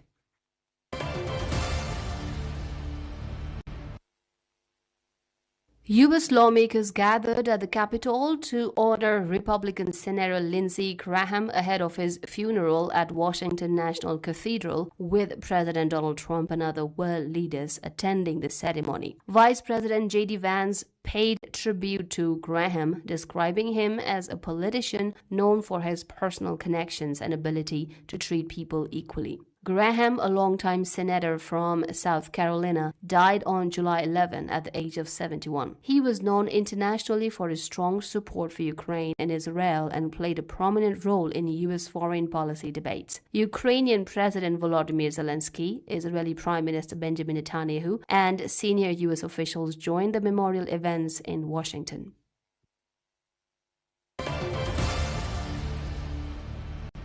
Ukrainian President Volodymyr Zelensky says Russian President Vladimir Putin has lost the initiative in the war due to heavy battlefield losses. Speaking in an interview with an international media, Zelensky said Ukraine's continued resistance has prevented Russia from achieving its objectives in the conflict. Since the beginning of the war, when Putin said that he will occupy us during 2-3 days, now we built a great militech industry. We have 500 companies with very strong technologies and our soldiers on the front. So now Putin is losing 30,000 his soldiers per month. This is big, too much losses, like President Trump says. It's many losses, but he doesn't want to stop this war. So now initiative not in the hands of Putin. And this is the main thing what's been changed. The United States has announced new restrictions on imports of certain foreign-made advanced robots and solar power equipment, citing national security and cybersecurity concerns. The U.S. Federal Communications Commission said the measures target new models of network-connected robots, including humanoid and quadruped systems, as well as power inverters used to connect solar projects to the electricity grid. Washington says the technology could create risks of cyber attacks, espionage, and supply chain vulnerabilities, particularly involving Chinese manufacturers, as part of efforts to reduce dependence on foreign technology. China has criticized the move, accusing the United States of using national security concerns to suppress Chinese companies and limit their global competitiveness. Previously approved products will not be affected, while new devices may undergo security reviews before receiving approval for use in the U.S. market. Spain's military emergencies unit is carrying out cleanup operations after wildfires swept through parts of Avila province, northwest of Madrid. Footage showed emergency workers clearing debris and restoring areas along the AV562 road between Cerebros and Robledo de Chavela following the blaze. Wildfires are a recurring summer threat in Spain, where extreme heat, dry conditions, and strong winds often increase the risk of large-scale fires. Authorities have deployed emergency teams to support firefighting, recovery, and safety operations in affected areas. Japan's defense ministry has sent around 300 air conditioners to evacuation shelters in the southwestern Kumamoto region after a powerful earthquake damaged homes, triggered fires, and disrupted infrastructure. More than 9,000 people were staying in evacuation centers following the magnitude 7.1 quake, according to government officials. Rescue and relief teams are working to provide basic necessities as residents cope with damaged buildings and disrupted services. Kumamoto has experienced major earthquakes in the past, including a devastating series of tremors in 2016 that caused widespread damage. Authorities continue to assess the impact of the latest quake while supporting affected communities. Heavy monsoon rains continue to cause flooding across parts of Pakistan, with villages near Punjab province, the country's most populous region, among the worst affected. Volunteers are using boats to deliver food and drinking water to stranded residents as floodwaters surround homes and cut off communities. Many families have been forced to seek shelter on rooftops, with clean water and essential supplies becoming difficult to access. Pakistan experiences annual monsoon rains between June and September, but heavy downpours often trigger severe flooding, particularly in low-lying areas. Rescue and relief efforts are continuing as authorities work to reach people affected by the ongoing floods. Algeria's parliament has elected Khalida Bouffidesh as its first woman speaker, marking a historic milestone in the country's political system. Bouffidesh, a trained allergist and lawmaker representing the capital Algiers, becomes the fourth highest-ranking official in Algeria. She is a member of the National Liberation Front, the historic party that led Algeria's independence struggle from France and remains aligned with the current government. Bouffidesh described her election as a major turning point for women's representation in Algerian public life. The appointment comes as Algeria continues efforts to expand the role of women in politics and government institutions. Scientists and conservationists in Japan are working to restore Okinawa's coral reefs after a severe marine heatwave caused widespread coral bleaching in 2024. The subtropical region, known for its rich marine biodiversity, saw large areas of once vibrant coral turn pale or die due to prolonged high ocean temperatures. Researchers are using methods including heatwave simulations and conservation training programs to strengthen coral resilience against future climate impacts. Coral reefs are among the world's most important marine ecosystems, supporting ocean biodiversity and coastal communities. The efforts in Okinawa are part of a broader global push to protect reefs threatened by rising sea temperatures linked to climate change.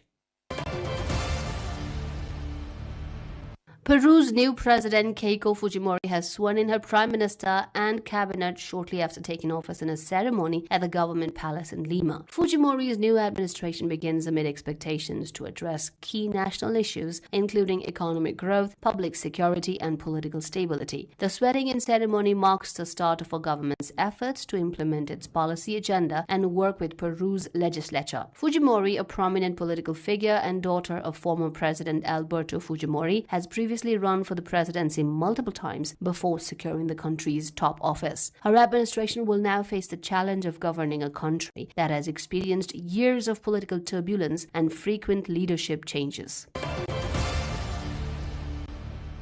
Rival political groups have held competing protests in Venezuela's capital, Caracas, ahead of planned talks on the country's political transition. Supporters of opposition leader Maria Corina Machado called for free elections, while government-aligned Chavista supporters criticized what they described as U.S. interference in the negotiations. The talks come amid Venezuela's prolonged political and economic crisis, which has led to international pressure for electoral reforms and greater democratic participation.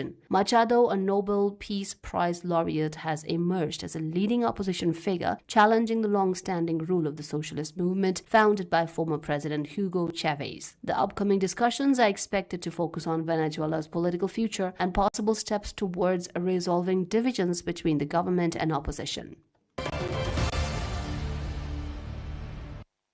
Russia's Federal Security Service has charged Telegram founder Pavel Durov with aiding terrorism and placed him on an international wanted list, accusing the messaging platform of failing to remove channels allegedly used by Ukrainian intelligence agencies and extremist groups. The charges come as Moscow intensifies efforts to tighten control over the internet during its ongoing war in Ukraine, which began with Russia's full-scale invasion in February 2022. Durov has previously denied the allegations, saying Russian authorities were using criminal investigations as a pretext to restrict Telegram and undermine privacy and free speech. In recent years, Russia has blocked or restricted several major online platforms, including Facebook, Instagram, X, Signal, and WhatsApp, while promoting its state-backed messaging app Max. Durov is also facing legal scrutiny outside Russia, having been arrested in France in 2024 over allegations that Telegram was used to facilitate criminal activities, which he has disputed.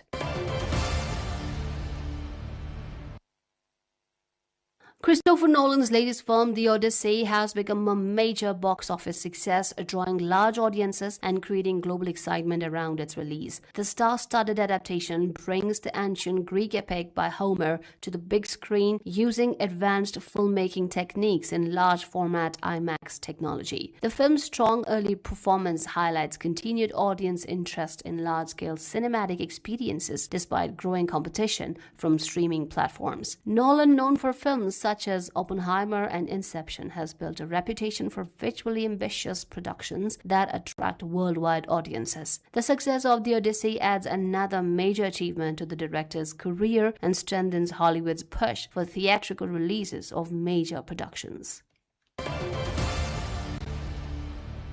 Chinese animated film All Wishes Come True has become a major box office success, earning more than 800 million yuan or about $118 million since its release on July 18. Inspired by the traditional legend of the 8 immortals, the film follows 8 ordinary people who discover their strengths through a journey combining comedy, adventure, and Chinese cultural elements. The movie has emerged as the biggest surprise of China's summer film season, which has generated more than 5.7 billion yuan in ticket sales since June. The success comes amid a growing trend of Chinese studios turning to mythology and folklore, following the record-breaking performance of Ne Zha 2, China's highest-grossing film. Produced with a mix of traditional hand-painted aesthetics and advanced digital techniques, including artificial intelligence-assisted tools, the film reflects the country's expanding animation industry and efforts to modernize cultural stories for global audiences.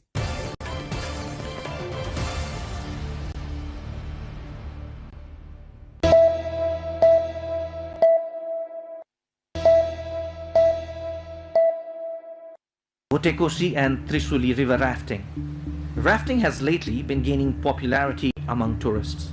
The adventure sports, which previously was popular only among foreigners, is now drawing the local tourists as well.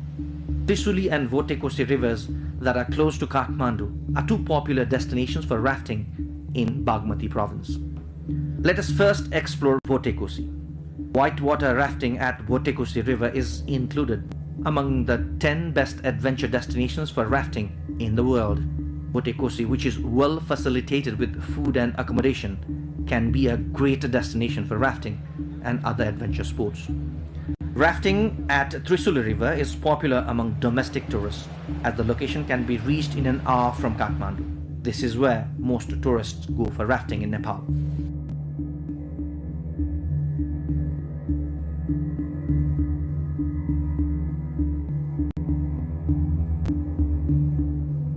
Rafting packages of Votekosi and Trisuli are appropriate for those who want to spend some good time for a few days.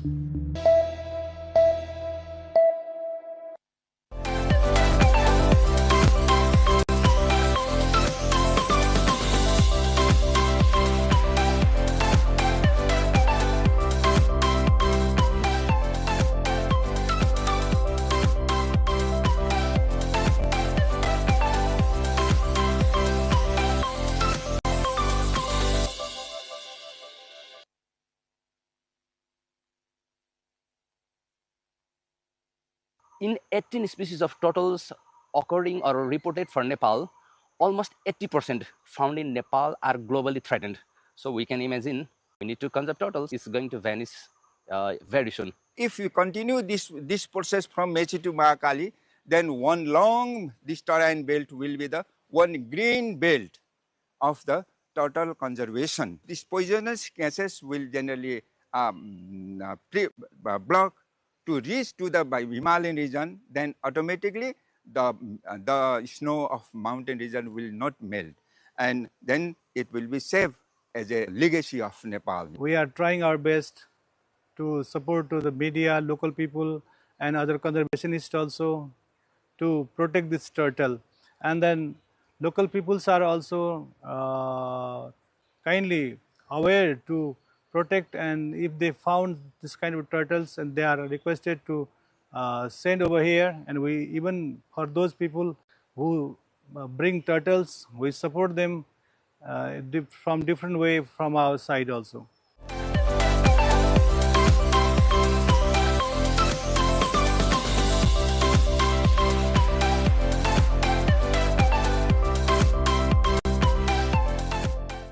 Today, the world is stressed and overwhelmed by the crisis of global climate change.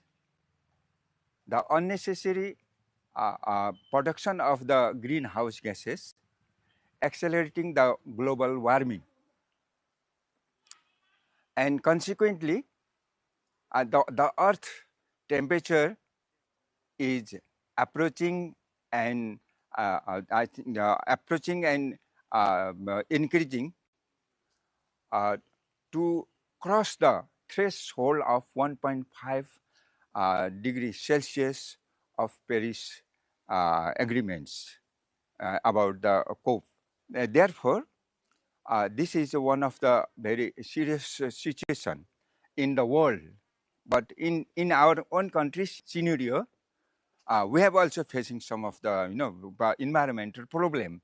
That is the rapid urbanizations and excessive combustion of the fossil gases, dust and smoke, and forest fires, and then the landslide, and then the floodings, etc. are poisoning the gases, poisoning the air. And as a result, the groundwater table of in the terrain region is falling and leading to the desertification. And likewise, in the mountain and in the mountain region, the mountain streams are drying out, and it is converting into the barren land. And likely, the snow of the Himalaya is melting and turning into the black rock. This is the very serious consequences found in Nepal, and therefore how to mitigate such types of changes, which is facing not only in the world but also in our own country. So just in my mind, one thing occurred, that this would be prevented by the process of herpetofauna conservation. So my topic becomes the perspectives of global warming by herpetofauna conservation. This is my motto. This is my statement. And how it would be possible to conserve the nature, or so to mitigate the global warming. Herpetofauna, especially wetland living herpetofauna, and if we can choose amphibia, means that's the frog from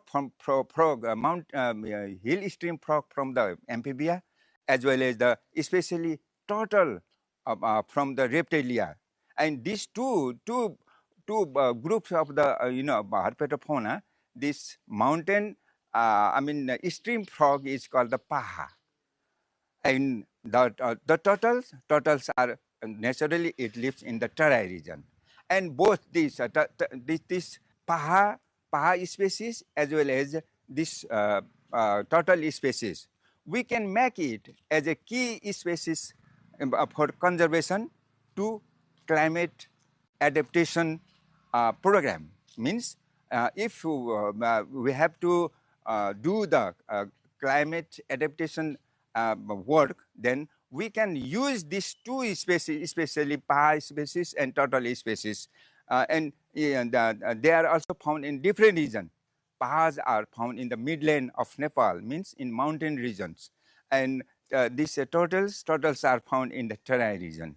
So now both have dual life cycles. In turtle, they are natural, they are the aquatic one, means they spend their most of their life in the water. But during its breeding season, they have to come on land to lay egg, and thereafter, till it's hatching out, it has to live on the land. And when it becomes a small juvenile, then it again go back to the water to spend its individual life. This is the consequences. So these two things generally, both is this amphibia as well as these turtles. They need that they have the dual life cycle. So if such types of species can be conserved in situ, for 1 decade, then what will happen? Then the water, land, forest, and for biodiversity, they will be restored, and it will establish an ideal that is ideal wetland ecosystems. And this when ideal an ecosystem is just like, you can take, this is the example of this this Sukhani Memorial, this park. This is one example of these very things. It is the establishment of an ideal wetland ecosystem. Herpetofauna conservation wetlands ecosystem. Wetland ecosystem can be established, in this region, either in the mountain region or in the Terai region. When this newly formed wetland is occurred, then what will happen? This dry ground of in the Terai region will recharge, and then the one of the green turtle conservation, that is the belt, will be established there. And these kinds of, if you continue this process from Mechi to Mahakali, then one long, this terrain belt will be the one green belt of the turtle conservation. In this case, this belt will help to neutralize and to neutralize and purify the toxic air blowing to the Himalayan regions. These poisonous gases will generally block to reach to the Himalayan region. Then automatically the snow of mountain region will not melt, and then it will be safe as a legacy of Nepal. This park was established for the beautiful tourist destination, because this is very beautiful area also to visit for the tourists.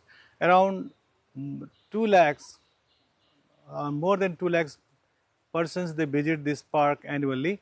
This is the only park which is given this authority by the government of Nepal to protect the turtles, and we are trying our best in this course, and we have tried our best to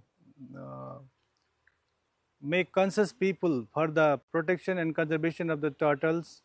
So then this area is very famous to find the different turtles. We are trying our best to support to the media, local people, and other conservationists also, to protect this turtle. And then local peoples are also kindly aware to protect, and if they found this kind of turtles, and they are requested to send over here, and we, even for those people who bring turtles, we support them from different way from our side also. As per recent data, there are 369 species of turtles in the world. In Nepal, recently, some researchers from Western Nepal, from Kailali district, they recorded a new species of turtle for Nepal. It's called Indian star tortoise, considering that in Nepal there are 18 species and 2 subspecies. We can say so 18 species or 20 taxa of turtles are reported for Nepal. And in our conservation center, there are 9 species, and that 9 species also includes one foreign species or one invasive species. Previously, it was very popular in pet trade. Generally, people they keep it as pet for some time, and when it grows into adulthood, it's very difficult for them to care. At the same time, we regularly conduct awareness program, and they understand it is illegal to keep turtles, so they hand over to us. So we have 9 species of turtles in our center, and previously we used to keep or maintain almost 60 individuals of turtle. We have reduced it to 40, almost 40 individuals of turtles are maintained in our center. So I just wanted to say about the establishment of our center. Basically, this center was established as a joint venture program of Nepali organization, or this very organization is called Sukhani Martyrs Memorial Foundation. This Nepali organization and another scientific organization which is based in Germany, it's called Amphibian and Reptile Conservation Society of Nepal, or in short it's called ARCO Nepal. It's a joint venture program of these 2 organizations. This conservation center was established in 2012, and interestingly, it's a kind of pride for us. It is the only conservation center for turtle that is permitted by the Ministry of Forest and Environment in Nepal. So we have been continuously working from 2012 to till now. So what I would like to stress is that in 18 species of turtles occurring or reported for Nepal, almost 80%. That means almost 80%. That means if we just go into the depth, 77.78% of turtles found in Nepal are globally threatened. So we can imagine we need to conserve turtles. If we didn't conserve turtles, then it's going to vanish very soon. There are many ecological importance of turtles, so I just wanted to just give few points. The first thing is the aquatic turtles. They act as scavengers in wetland, like a vulture. It eats decayed materials or decayed dead bodies. In the same way, the aquatic turtles, those living in water body, they feeds on dead fishes or weak fishes or injured fishes, so it cleans the environment. Likewise, it is also helpful in seed dispersal, not only in seed dispersal but also fungal spore dispersal. So that's very interesting. Even it contributes in that part. Likewise, we can say the importance of turtles in food web is very much. That means many birds and many mammals, even the crabs, they feed on juveniles, that means babies of turtles. And even many mammals, many birds eat turtles eggs. So its importance in food web is also equally important. So we can say that. And the other very important thing, the very important ecological importance of turtle is it transfers energy from aquatic ecosystem to terrestrial ecosystem. That means most of the freshwater turtles, they live in some water body, but for breeding purpose, for laying eggs, they have to come out of water. So that means it lays eggs, that very eggs, its cells, it is also a type of mineral. There are some minerals in that cell. Likewise, many animals and birds eat that egg. So they helps in transfer of energy from aquatic body to terrestrial ecosystem. Likewise, turtles are worshipped, or what to say, turtles are also worshipped in Eastern philosophy, like in Hindu mythology and all. This very turtle is called Kurma, that means reincarnation of God Vishnu. So in that way, culturally also, it carries the significance. This is brown-roofed turtle. Its scientific name is Pangsura smithi. Actually, this turtle is found in Kosi River, and it was rescued from that place. And this is male. Males are very small, whereas the females are almost 3 to 5 times larger than this. So we have rescued this turtle from Koshi. Actually, some people from Dholabari, they had kept this turtle, and we convinced them that it is illegal to keep turtles, so they hand over it to us. And talking about its food, it is omnivorous. Though some scientists claim it to be vegetarian, but in our experience, it feeds on both plant matters and also flesh. So it's very cute. Basically, it likes to bask on the stone. So in this habitat, you can see there is a stone. There is a dry stone. So whenever the sun shines or it is hot, it likes to come out over the stone and it basks over there. But since their size is very small and they live in large wetlands, we need to clean this water almost 2 or 3 days. In 2 or 3 days, if we didn't clean the water regularly, so infection may occur. So it is sensitive, and we need to care a lot to this species. So you can see this is tricarinate hill turtle, and its scientific name is Melanocalis tricarinata. You can see there are 3 peculiar lines. Based on these lines are keels. It's also called keels. These prominent lines. Based on this peculiar feature, it's called tricarinate hill turtle. This turtle is found from western to central Nepal. It's very rare in eastern Nepal. There are no specific record of this specimen from eastern Nepal. So this is male. You can see generally the male has longer tail. You can see from here, and its carapace. This you can see this plastron is concave. That means this is male, and it is used for copulation. It facilitates copulation. And we have been keeping this turtle, or we have rescued this turtle for more than 5 years. We have kept this turtle, and interestingly, this is male.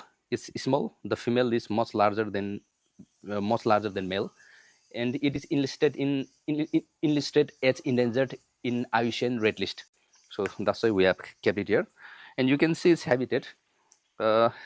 In our experience, though some scientists claim it to be terrestrial, but in our experience, it is semi-terrestrial. That means we need to keep water body for this species. So if it wants to stay on land or on terrestrial side, it can go there, or if it wants to live in water, it can go it there. So this is its habitat.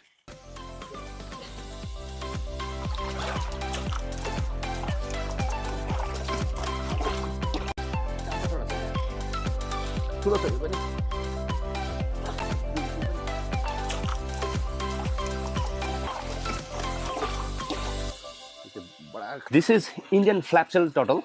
Its scientific name is Lysimis punctata, and its subspecies is andersoni, or its scientific name is Lysimis punctata andersoni. This is a softshell turtle. You can see it doesn't have hard shell.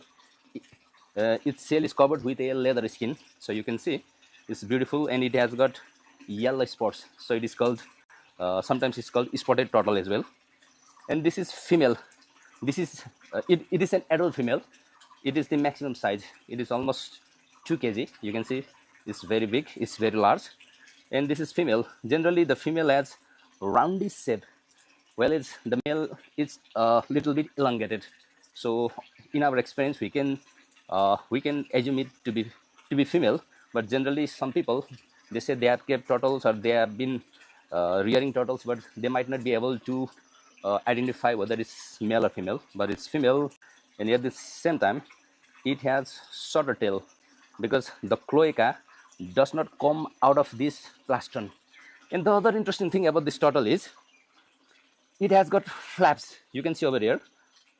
Whenever I touch its feet, it hides inside. That is, it has got flap. So it has a unique characteristics.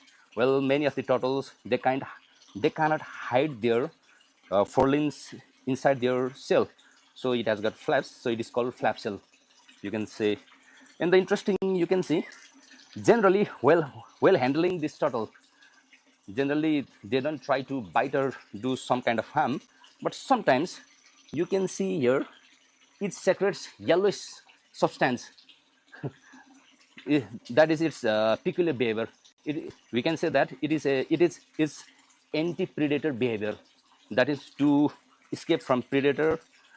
You can see over there it secretes yellowish substance, which is a bit type of a kind of irritating substance. So it's a adult female. It's listed in. It is also threatened. It is categorized as vulnerable in IUCN Red List. So it's beautiful. It is omnivorous. Previously, it used to occur in all the Tarai belt, in most of the wetlands, in paddy fields, even in the canals. But now, due to its habitat loss, and many people, or some people, even many people, they catch it. Some consume it. Some even keep them as pet. So it is threatened. Now its population is decreasing a lot. Previously, it used to be found in many places in the Tarai belt. Basically, this very species, previously, almost 10 years ago, I had done a survey. And while rescuing the turtles, 80% of the people, they want to consume it. But now, people know turtles are conserved or it's protected by law. So generally, they hand over it to us. It's interesting. It's aquatic turtle. We can see its limbs. It has webbing. No, there are lots of webbing. So in Nepali, many people call it putali, putali kachwa, because of its very beautiful.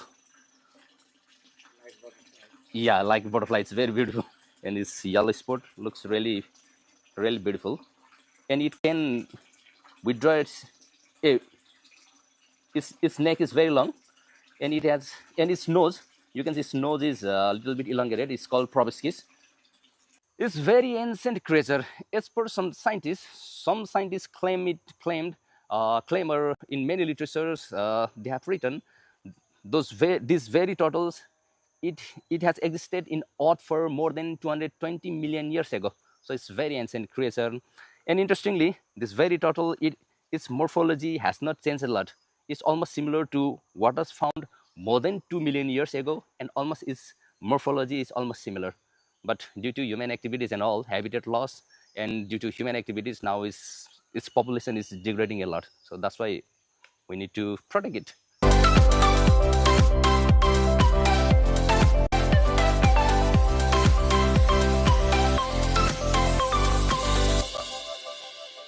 It's a kind of a kind of pride to become his student, because I worked with him for a very long time, almost for more than 25 years, 26 years, almost more than just almost 25 years. I have worked under him. So Professor Khambu, this very center, it's established as per his idea, because when he was doing PhD in early 2000s, he surveyed all this area. He surveyed not only turtles but also all the reptiles and amphibians. And during his fieldwork, he find out this very lake. It's called Budoholi, but now people call it Bhimsen Pokhari. But its original name is Budoholi. This Budoholi was also a nice habitat for turtles. And even if we ask to the old people, old inhabitant of this very area, they say they used to kill very large size of turtles. Even this tortoise was also found, but in that wetland, especially the large Nilsonia species used to occur in this place. And after consuming its flesh its shell is hard, so that shell it does not, since it is made up of it is made up of hard shell, is very hard, and it does not decay easily. So they used to use that shell as a feeding bowl for cattle. So we can imagine how large turtles used to occur in this place. So he imagined this very site or this area can also be developed as a turtle conservation center. So he talked with the Germany organization, that Arco Nepal, and he even discussed with this local organization, and he initiated this organization in 2012. Now we are working under his legacy. So it feels very kind of privileged or kind of pride to work under him. And regarding that nomenclature in his name, actually His name is named in a gecko. Gecko means a kind of lizard. Is that very lizard was recently described by his colleagues and students. So he has immensely contributed in herpetofauna study, not only in herpetofauna study, but conservation of herpetofauna in Nepal. And some colleagues and his students have acknowledged him by giving a new gecko name as Cetodactylus khambui. So I think that is the right thing to acknowledge him, I think. Yeah, this one, I would like to thank them because they knew a little bit my attempt in the field of the herpetofauna, and they might have recognized me. So I'm grateful to them. The new species of the geckos, the Cetodactylus, khambui. This name just was, given with my name. Then actually this is the ecologically it will be the one of the milestones. Basically, we are working on educating the people because many people are not aware. Turtles are also protected animals and it should be conserved or it should be protected. So many people are not aware. But besides from that, most of the forestry students and biology students who are interested in biodiversity and particularly who are interested in reptiles and the inside that who are interested in turtles, it is the suitable place because it is the very center where you can see 9 or 10 species of turtles in a center where you can study its even you can study its morphology, its habitat. So most of the researchers or the students who are interested in biodiversity and particularly in reptiles, they come here. And besides from that, many researchers, foreign researchers who are involved in turtle conservation and turtle breeding, they visit our place because we are the largest conservation center in Nepal for turtles. So generally come to exchange for the exchange of ideas, what we are doing and what they are doing. They just basically each and every turtle species, they have their unique habitat. So we try to copy nature. That means, for example, this is land tortoise. This is tortoise, or it's called land turtle. It is called elongated tortoise. This entirely lives on land. So, and its natural habitat is salt forest. It is found in Tarai and also in Shivalik region. So what kind of habitat it is required, what kind of habitat or what kind of features, what kind of water body, what kind of elevation is required, which species of fruits it is in its natural habitat, we try to plant or we try to create such kind of infrastructure or such type of habitat for these creatures. So it goes the same with aquatic turtles as well. The first thing is still many people are not aware, though we have been working passionately for more than a decade. I would like to inform that we give education program free of cost. If somebody is interested, they need to come in a group, 10 to 20 groups, and just I'll give my time, we'll take to the seminar hall and I give lectures and I'll show them live turtles. But still many people are not aware it is protected. We have done a practical regarding ex situ conservation, like how the animals will conserve in this area in regard of their natural habitat. This center focus on conservation, rehabilitation and management of turtles. For my fourth final project, I have chosen a topic, description and translocation of rescued turtle at TRCC. For my final year project, my objective are to observe the turtle that are conserved in TRCC and so to document the morphometric measurement of turtle and to access the water quality and to spread the awareness program. I'm engaged with the Turtle Rescue and Conservation Center in many ways. Firstly, through the campus, we students from Department of Environment Science, Meiji multiple campus are here for our practical works, field visit, including many topics like the conservation of turtle and community forest and others. In aquatic ecosystem, turtle plays a very great role. It feeds upon the decayed matter, organic matter of aquatic ecosystem and makes aquatic system healthy for other aquatic organisms as well. TRCC is one of the conservation and rescue center. So conservation of turtle is obviously doing here, and for the purpose of the rescue from throughout in Nepal, there comes the information about if there is abundant turtle or anything that needs help from the TRCC.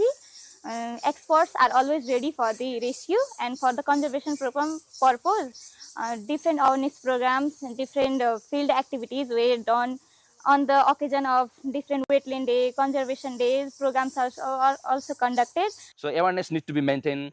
And the other thing is, what we have been emphasizing is that though it is protected, but turtles of Nepal are not legally protected like tiger, elephant and all. So people do lots of negligence. They think it's just a turtle. I can keep it as pet.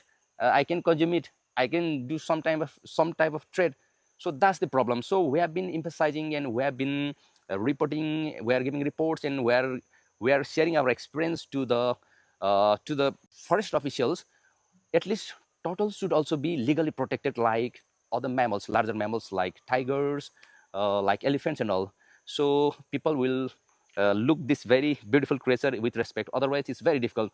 We'll create awareness program. We'll teach them. We'll show them. We'll tell them about its ecological importance, even the cultural significance, and then still people exploit this beautiful creature. So that's the major challenge. The other thing I would like to share, since we are a community managed center, our sustenance is also challenged.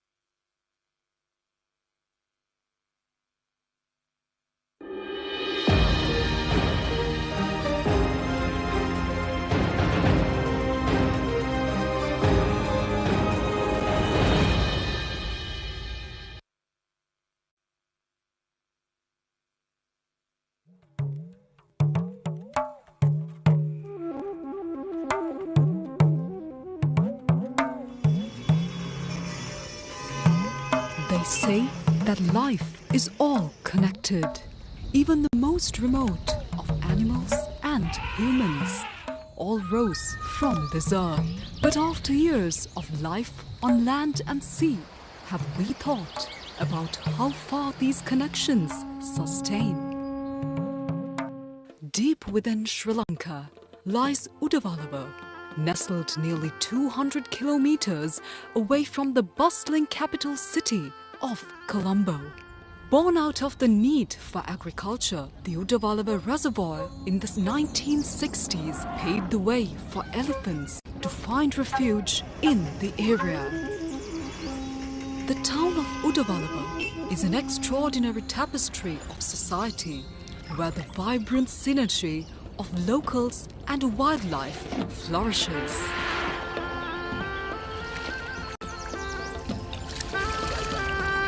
A town where a national park, agricultural land, an elephant transit home, and a community all exist in their harmony.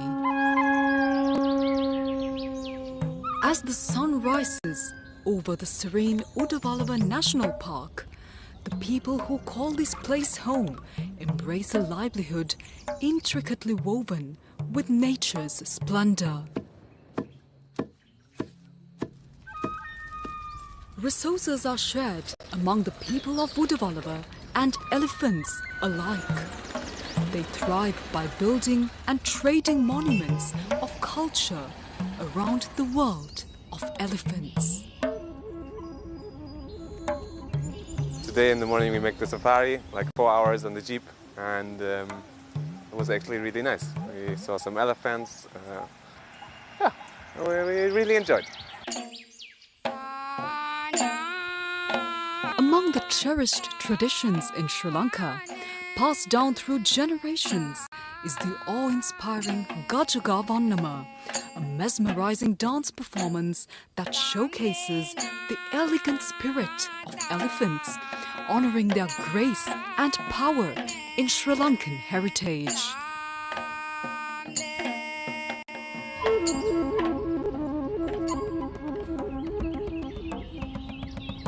This is the elephant transit home called At Aturu Sevana, a haven that serves as a refuge for orphaned, injured and malnourished elephants. This is where we found the enchanting tale of Namal. අපේ දෙපාර්තමේන්තුවේ නිලධාරීන්ට හම්බෙලා තියෙන අම්පාර නාමල්ලෝය කියන ප්‍රදේශයේදී වැලක පැටලිලා තුවාල වෙලා ඉන්න පොඩි පැටියෙක් තමයි හම්බෙලා තියෙන කකුලේ ආබාධයෙන් හින්දා. උඩවල ඇත්තතුරු සෙවණට ගෙනල්ලා මෙයාව අර කකුලේ තුවාලේ වැඩි වෙන හින්දා මෙයාගේ ජීවිතේ බේර ගන්න තමයි මේ කකුල කපලා අයින් කරලා මෙයාට මේ කෘත්‍රිම කකුලක් හදලා දාලා උඩවල ඇත්තතුරු සෙවණේ බලාගන්න. අවුරුදු 13ක වයස වගේ ටිකක් වෙනස් සතෙක්. මෙයා ටිකක් අර සැරයි. ටිකක් සාමාන්‍ය අනිත් අයට වගේ එහෙම කිට්ටු වෙන්න අමාරු. පුරු වෙච්ච එක්කෙනෙකුට දෙන්නෙකුට වගේ තමයි මෙයත් එක්ක ගනුදෙනු කරන්න පුළුවන්.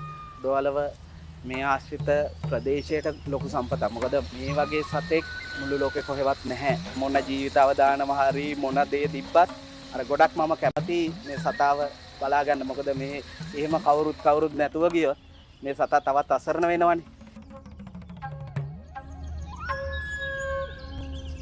Like Namal, all these gentle giants receive the loving care and attention they so desperately need at this elephant transit home located close to the national park.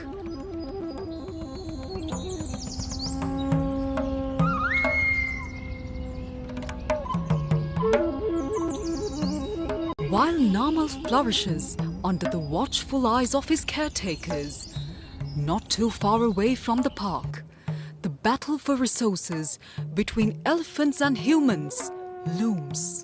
වයින් නැති කාලෙට ඒ කියන්නේ පැවුම් කාලේට අනිවාර්යෙන්ම එනවා වැඩි. ඒ වෙනකොට උන්ටක් කන්න දෙයක් නැහැ. ඉතින් උනුත් මේවට එනවා.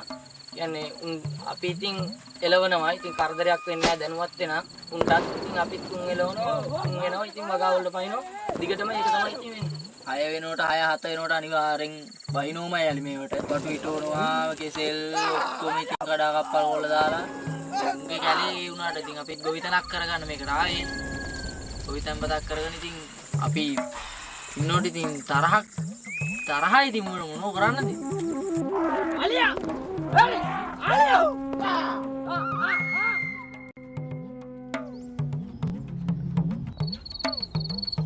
In the face of these challenges, the transit home provided a glimmer of hope. The generous support and compassion of humans offered a lifeline to these magnificent beings. ඇත්තතු සෙවන කියන එකේ තේමාවම ගත්තොත් යලිත් සියනේ ජිබිම් කරා පාන ගන්න කියන තේමාවට තමයි මේක ආරම්භුනේ. විශේෂයෙන් මානව ක්‍රියාකාරකම් සහ විවිධ ස්වභාවික සංසිද්ධීන් අනුව අවතැන් වෙන තුවාල වුණු අතරමං වුණු සත්තු අලිපැටව විශේෂයෙන් පුනරුත්ථාපනය කරන මධ්‍යස්ථානයක්. ඒගොල්ලෝ යම්කිසි කාලයක් මේගොල්ලන්ගේ පෝෂණය, සෞඛ්‍ය විවිධ සමාජීය කටයුතු කරලා මේගොල්ලෝ නිසි වයස එළඹුණාන් පස්සේ මේගොල්ලෝ නැවත ඒගොල්ලන්ගේ නිජ බිම් වලට ස්වභාවික පරිසරයට නිදහස් කිරීම තමයි මෙතන වෙන මූලික සංකල්පය. Current societal changes, the cultural changes and the development changes has resulted in what we hear and the way we see things today in the present. Today the tourists come to see elephants in captive locations like Udawalawe. Now these relationships and these things being successful in Sri Lanka is because of development, and yet there is this feeling of sustainability in nature that Sri Lankan has, and therefore we feel the elephant as still part of our naturalness. People help these gentle giants by fostering and even donating milk to the little elephants that find their way to this second home, ensuring that they are nurtured before joining the wilderness once again. This is the first time, so the baby elephants are so cute. Yes. So cute, so many. I like elephants because they're very cute and we don't have elephants at home. ජීවිතේ ප්‍රථම වතාවට තමයි මේ වගේ අත්දැකීමක් විඳින්න හම්බුනේ. ඒක තහඳ සුන්දර අත්දැකීමක්. මේ වගේ අලි කුඩා අලි පැටව දකින්න ලැබුණේ නම් ප්‍රථම වතාවට මෙහෙම ඒගොල්ලෝ කිරි බනවා, කෑම කනවා දකින්න ලැබිච්ච එක ඉතින් සුන්දර අත්දැකීමක් විඳින්න හම්බුණා.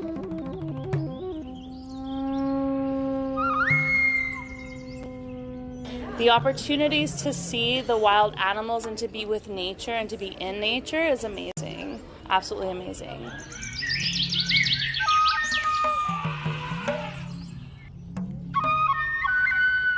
උඩවලවේ අලියා ඉන්න නිසා තමයි මේ හැම දෙයක්ම අපට ලැබිලා තියෙන්නේ. විශේෂයෙන්ම අලියා අපි කියනවා කීස්ටෝන් එකක්. එහෙම නැත්නම් එයා යතුරක්.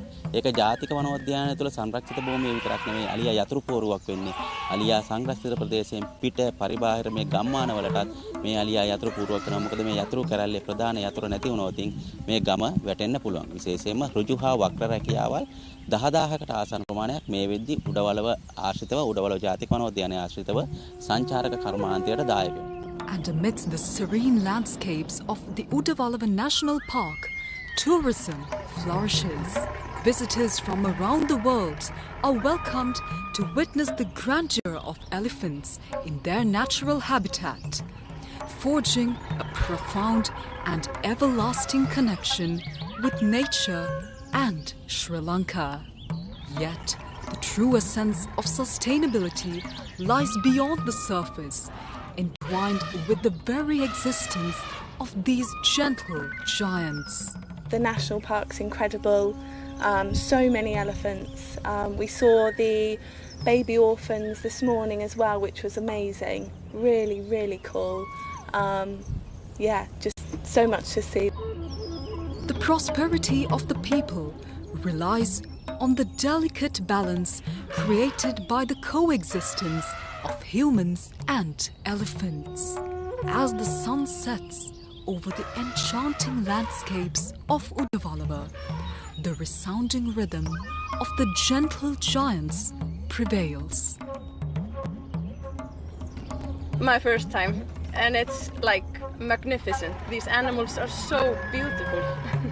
Like crazy. We've seen hundreds of elephants.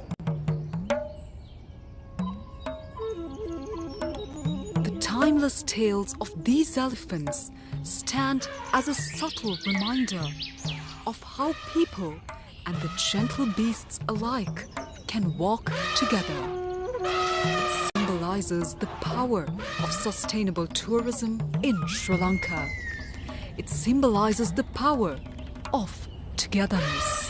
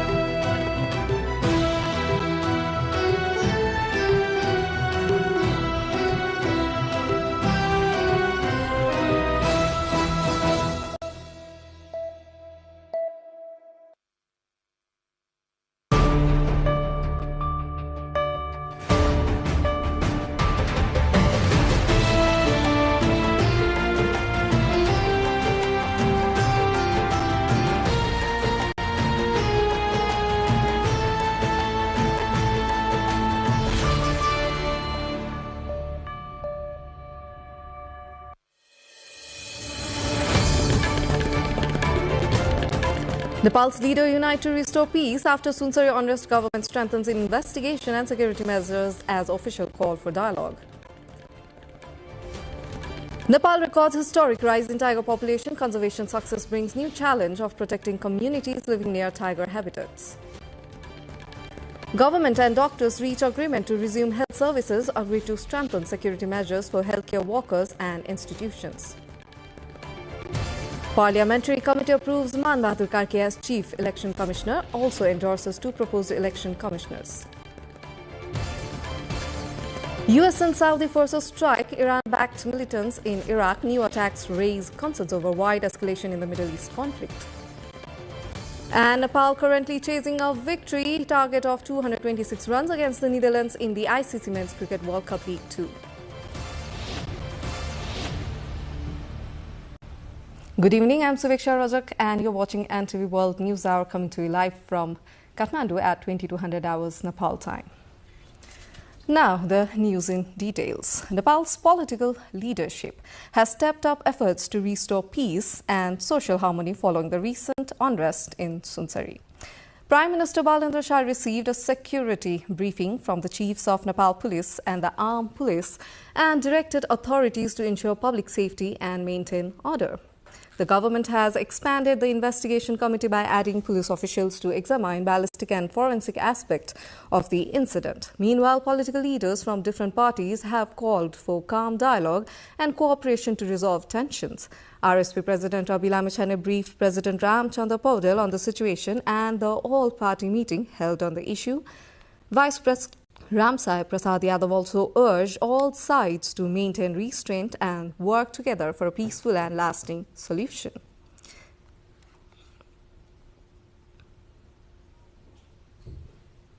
हुँदाखेरि हामी एकै ठाउँमा उभिनुपर्छ भन्ने कुराको जुन महसुस हामी सबै राजनीतिक दलहरूले गर्यौं यसको सन्देश पनि यही हो र हामी सबैको तर्फबाट एउटा संयुक्त अपील पनि चाँडै आउँदैछ.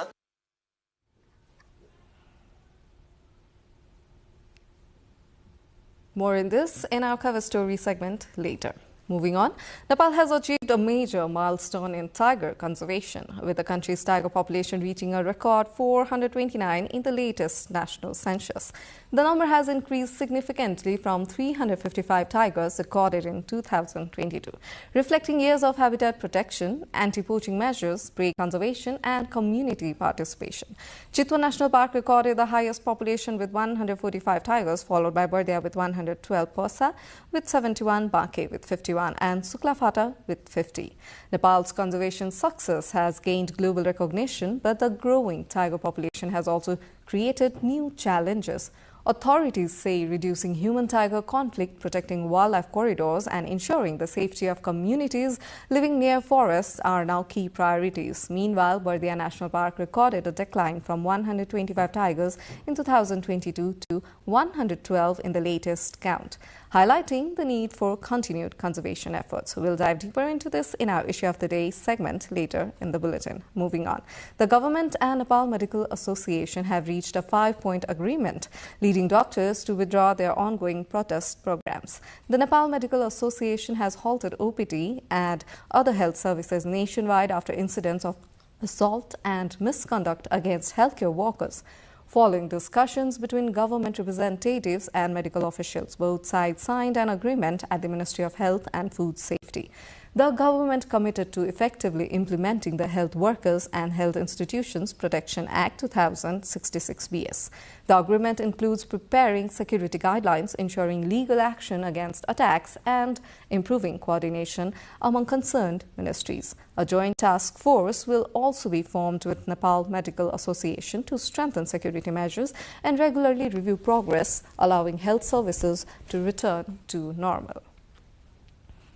The Parliamentary Hearing Committee has unanimously endorsed Man Bahadur Karki as Chief Election Commissioner CEC, while Guru Bagle and Dr. Rajiv Subba as Election Commissioners. The committee meeting held in Singapore endorsed the officials to the Election Commission today, according to Bodh Narayan Shrestha, President of the committee. The persons endorsed by the Parliamentary Committee following the hearing will be appointed by the President. Earlier on July 13, the Constitutional Council had recommended Karki as the Chief Election Commissioner and Wagle and Dr. Subba as the Election Commissioners. At least 20 fighters were killed and 32 others wounded after US and Saudi-led airstrikes targeted bases of Iraq's Popular Mobilization Forces of PMF across 7 provinces, according to the group. The PMF is state-recognized umbrella force within Iraq's armed forces that includes several Iran-backed factions. The United States and Saudi Arabia said the strikes targeted Iran-backed militants in response to recent attacks on US forces in the region and Saudi oil facilities. The PMF was established in 2014 to help combat the Islamic State group and was later formally incorporated into Iraq's national security forces, although several of its factions maintain close ties with Iran. The strikes highlight the complex security landscape in Iraq, where U.S. troops, Iran-backed groups, and Iraqi government forces continue to operate alongside one another. Nepal are chasing 226 runs against the Netherlands in the ICC World Cup League 2 tri-series. After restricting the Dutch side to 225 for 9, Nepal's batting failed to build momentum despite Asif Sheikh's patient 38 runs innings. Rohit Paudel scored 26, while Ishan Pandey added 16. But regular wickets have left Nepal in a difficult position. For the Netherlands, Kylie Klein led the bowling attack with 3 wickets, while Logan Van Beek and other bowlers maintained pressure. Nepal now needs 60 more runs in 40 balls, leaving the Netherlands in a strong position to secure victory. The result could further affect Nepal's hopes of direct World Cup qualification and their ODI status. We are going for a short break here, but after the break, we take a closer look at Nepal's historic tiger population rise and the challenge of protecting both wildlife and communities in our issue of the day.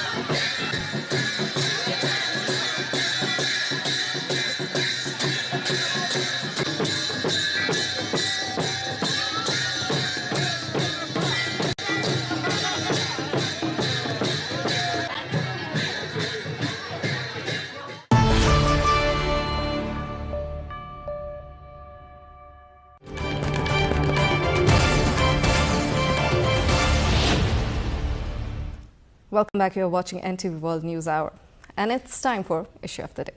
Nepal's tiger population has reached a record 429, according to 2026 National Tiger Census released on Global Tiger Day. The latest survey shows Chitwan National Park remains home to the largest tiger population with 145 tigers, followed by Bardia with 112, Parsa with 71, Bake with 51, and Suklafata with 50. The new count marks an increase from 355 tigers recorded in the 2022 census, reflecting continued improvements in habitat protection and wildlife conservation. Nepal has conducted tiger census every 4 years since 2009, with tiger numbers steadily rising from just 121 in 2010. Officials say the achievement highlights Nepal's success in tiger conservation while reinforcing the need to balance wildlife protection with the safety of communities living near forests. From being almost extinct 10 years ago to a global success story, tigers conservation serves a model in Nepal. Continuous conservation efforts, community participation and effective management have led to a remarkable increase in the wildcat population in Nepal. While the country boasts 429 of wild beasts now, a new concern has emerged: how to ensure the safety of people living alongside them. A report. Tiger is not just a wild animal, it is also an important indicator of the health of forests and biodiversity. Nepal's achievements in tiger conservation have become a source of inspiration to the international community. Strict anti-poaching measures, habitat protection, use of modern technology, and active involvement of local communities have all contributed to the conservation success. To build on these achievements, various awareness programs are being organized across the country to mark World Tiger Day. Among many challenges, including deforestation, habitat fragmentation, and illegal poaching, the most pertinent is the increasing human-wildlife conflict in the buffer zones. Experts stress the need for scientific forest management and the protection of prey species such as deer and wild boar, which are essential for sustaining the tiger population. यसले चाहिँ नि समग्र इकोसिस्टमलाई चाहिँ नि नियन्त्रण गर्ने, control गर्ने र functional गराउनलाई मद्दत गर्ने एउटा आइकोनिक प्रजाति, क्यारिस्मेटिक प्रजाति भएको हुँदा यसको संरक्षण गर्नुपर्ने एउटा आवश्यकता त्यो हो। अर्को मूलतः मानिस हामी सचेत प्राणी भएको हुँदा सबै पृथ्वीमा भएका बाघ लगायतका वन्यजन्तुहरू, वनस्पतिहरू सन्तुलित रूपमा यिनको संरक्षण गर्नुपर्ने मानवीय दायित्व पनि हो। According to official data, around 16 people are attacked by tigers each year, with approximately 10 fatalities annually. In addition, between 400 and 500 livestock are killed by tigers every year. Reducing human-tiger conflict requires raising awareness among communities, preventing livestock from grazing close to forest areas, strengthening livestock shades, exercising extra caution at night, and immediately informing the concerned authorities if a tiger is spotted. Experts emphasize making local communities active partners in conservation efforts to reduce conflicts. जंगलमा जाँदाखेरि अपनाउनु पर्ने safety प्रोटोकलहरु जुन चाहिँ छ त्यो चाहिँ जनतालाई सिकाउनु पर्यो। बाघ पाइने ठाउँको क्षेत्रको लागि बाघ पाइने ठाउँको जनताहरूलाई चाहिँ नि बाघले केही क्षति गर्यो भने त्यसको राहत तुरुन्त दिने, सम्पूर्ण क्षतिपूर्ति दिने। On the occasion of World Tiger Day, the latest National Tiger Survey reported that the number of Royal Bengal tiger in Nepal has reached 429. The survey shows an increase of 74 tigers over the past 4 years compared to 355 tigers recorded in 2022. Chitwan National Park has the highest number of tigers at 145, while Suklafata National Park has the lowest with 50. Comparing with the figures of 2010, when the country only had 121 tigers, Nepal's tiger conservation effort is an example in the world. Sabika Shrestha, NTV World. Nepal has gained global recognition for its remarkable achievements in tiger conservation, with the overall number reaching 429 in the latest census.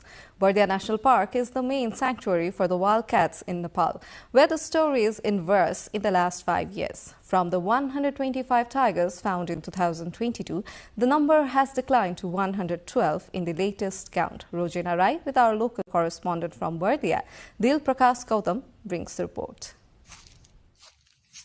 Bardia National Park in Nepal has witnessed a remarkable recovery in its tiger population over the past 2 decades. This growth stems from strong habitat protection, anti-poaching units, and local community partnerships. However, the conservation success has also brought growing challenges of human-tiger conflict. In 2009, the park was home to just 18 tigers. The population increased to 87 in 2018 and reached 125 in 2022. According to the latest tiger census conducted in 2026, the number has declined to 112. As the tiger population has grown, incidents of human-tiger conflict have also increased. Data from Bardia National Park and the Division Forest Office show 41 people have been killed in tiger attacks in Bardia district since 1993. In response to the rising number of encounters, authorities have implemented various conflict management measures. 5 tigers have been captured and relocated to rescue centers, while several others have been safely released back into their natural habitats.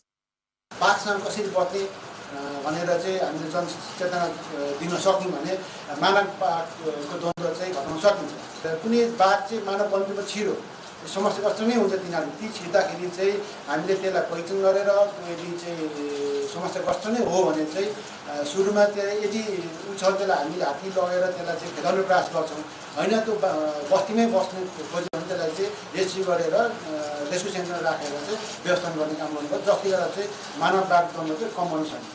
The increasing tiger population has also influenced tiger behavior, with multiple adult males now competing within the same territories. To reduce encounters between humans and the wildcats, the park has introduced several initiatives, including the construction of water ponds, improved grassland management, and habitat restoration programs. हामीले चाहिँ अब अध्ययन अनुसन्धान पनि गरिरहेछौं हैन। अब यसमा चाहिँ अब पोलमेट्री टाइगरहरुलाई चाहिँ आइडेन्टिफाई गर्न चाहिँ हामीले विभिन्न चाहिँ टेक्नोलोजी प्रयोग गरेर अवस्था छ। हामीले चाहिँ क्यामेरा ट्र्याप पनि सञ्चालन गर्दै रहेछौं र विभिन्न अबका दिनमा चाहिँ मेनली चाहिँ यसलाई चाहिँ बाघलाई आफ्नै वासस्थानमा राख्न सक्यौं भने बाहिर जान चाहिँ जाने वातावरण भयो भने कन्ट्रोल आफै गर्छ। त्यसको लागि विशेष गरी हामीले habitat management नै फोकस गर्नुपर्ने देखिन्छ। Conservation experts emphasize the future of tiger conservation will depend on maintaining a balance between protecting the species and safeguarding the livelihoods and the safety of local communities. In this context, in our Public Pulse segment today, we have asked how can human losses from tiger attacks be reduced? Let's have a look.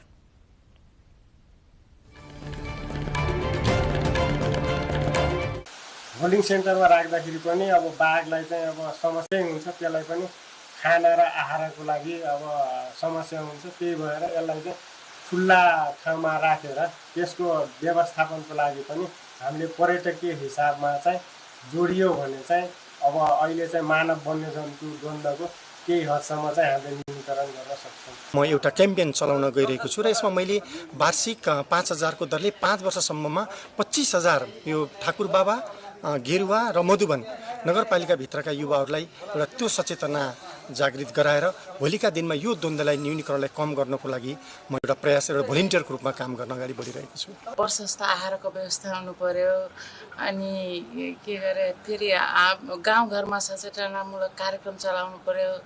Bardiya राष्ट्रिय निकुञ्ज, मध्यवर्ती क्षेत्र व्यवस्थापन समिति लगायत सम्पूर्ण सामुदायिक वनका र यहाँका उपभोक्ताहरू नलागेर चाहिँ समग्र रूपमा संरक्षण प्लस मानव वन्यजन्तु द्वन्द्व न्यूनीकरणको लागि अगाडि बढ्नुपर्छ। राज्यले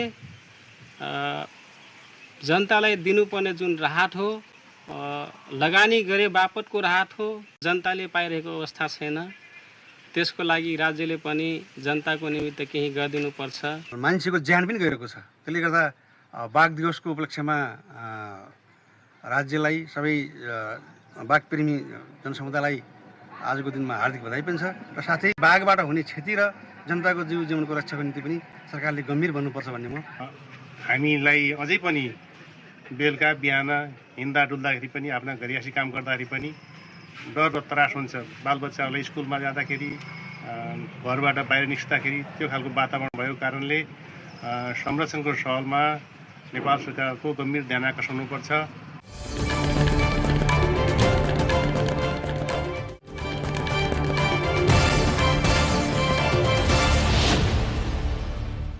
That was our issue of the day. Coming up after the break, details of the latest Sunsari unrest, from security measures and investigations to calls for dialogue and reconciliation. Stay with us for our cover story.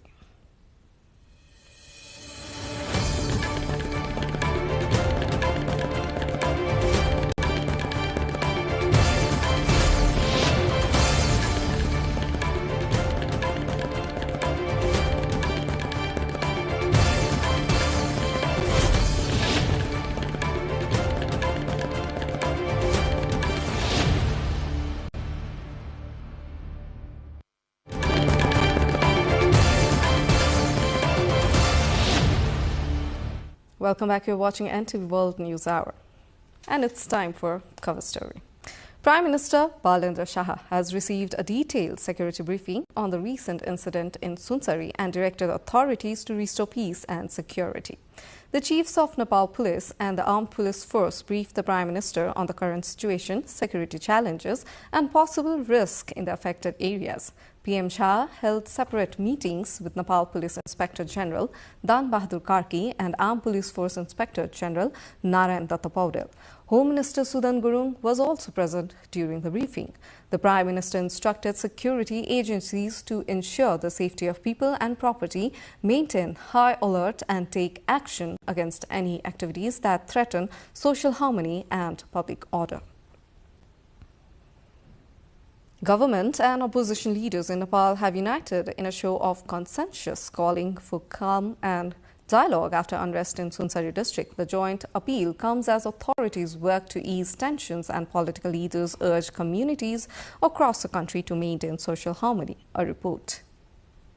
Political leaders from across Nepal's parliament have issued a joint appeal for peace, dialogue and restraint after unrest in eastern Nepal's Sunsari district. An all-party meeting at Singadarbar in Kathmandu brought together leaders from the governing coalition and the opposition following recent events in Devanganj. The leaders expressed concern over the situation in Sunsari and other parts of the country and appealed to the public to maintain national unity and social harmony. In a joint statement, they called on provincial and local governments to hold all-party meetings, promote dialogue at the community level, and strengthen public trust.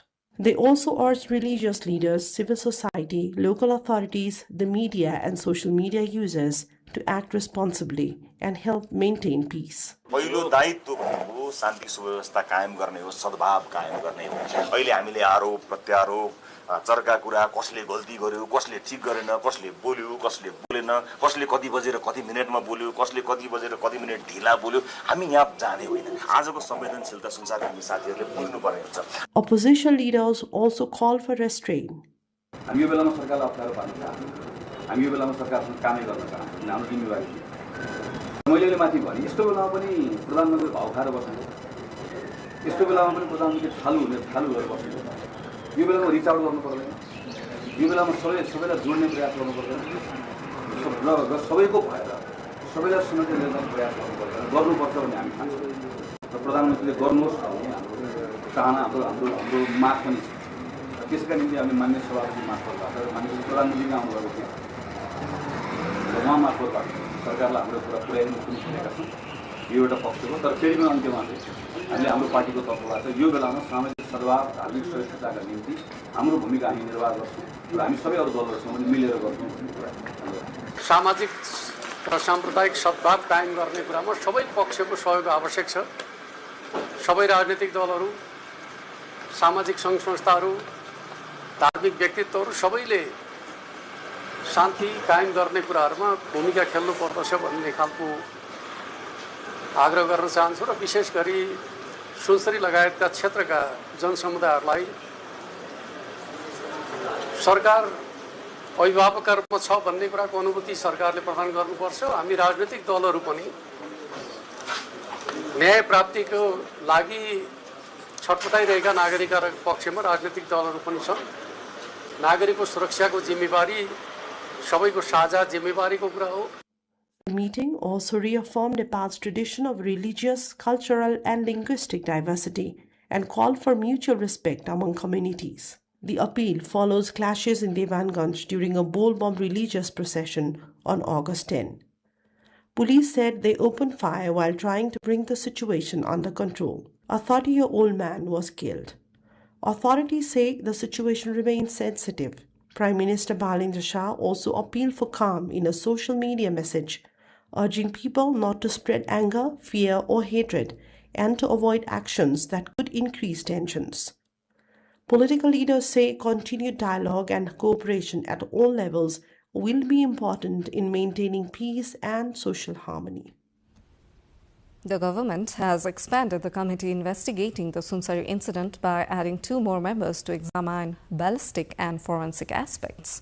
The Home Ministry appointed Inspector of Police Dipesh Awasthi and Deputy Superintendent of Police Mohan Singh Dhami as new members of the probe committee. The government had earlier formed a 5-member committee led by Joint Secretary Bhupendra Thapa to investigate the incident and submit a report as soon as possible. The ministry has also started preparations to prevent similar incidents in other sensitive districts by strengthening coordination and security monitoring. President Ramchandra Paudel was called on by President of the Rashtriya Swatantra Party, RSP, Ravi Lamichhane, today. President Lamichhane reached the office of the President at Sheetal Niwas and met President Paudel, according to the President's Secretariat. On the occasion, the RSP President briefed the head of state about contemporary and current political scenario as well as all-party meeting called to hold discussions on Sunsari incident. Vice President Ram Sahib Prasad Yadav has expressed concern over the recent incidents in Sunsari and appealed to everyone to maintain peace and harmony. Issuing a statement on Wednesday, the Vice President expressed grief over the death of a person in the incident and extended condolences to the bereaved family members. Vice President Yadav wished speedy recovery to the injured citizens and security persons and hoped effective treatment. The Vice President also requested all sides to put forth their demands responsibly and in a restrained manner because the peaceful dialogue is key to resolution. He urged the concerned sides to play a role for building an environment of trust with mutual coordination among local administration, religious leaders and civil society.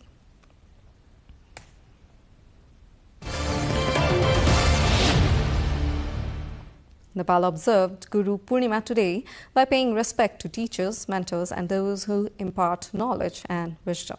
The festival falls on the full moon day of Nepali month of Ashad and is dedicated to honoring teachers who impart education and guidance. Religious texts describing gurus or teachers as figures of great importance, often respected alongside divine beings for their role in shaping human lives. Schools and various organizations are organizing programs to express gratitude to our teachers and mentors on this occasion. The day is also observed as Vyas Jayanti, commemorating Vedvyasa, who is traditionally believed to have divided the Vedas into 4 parts and composed numerous important religious texts.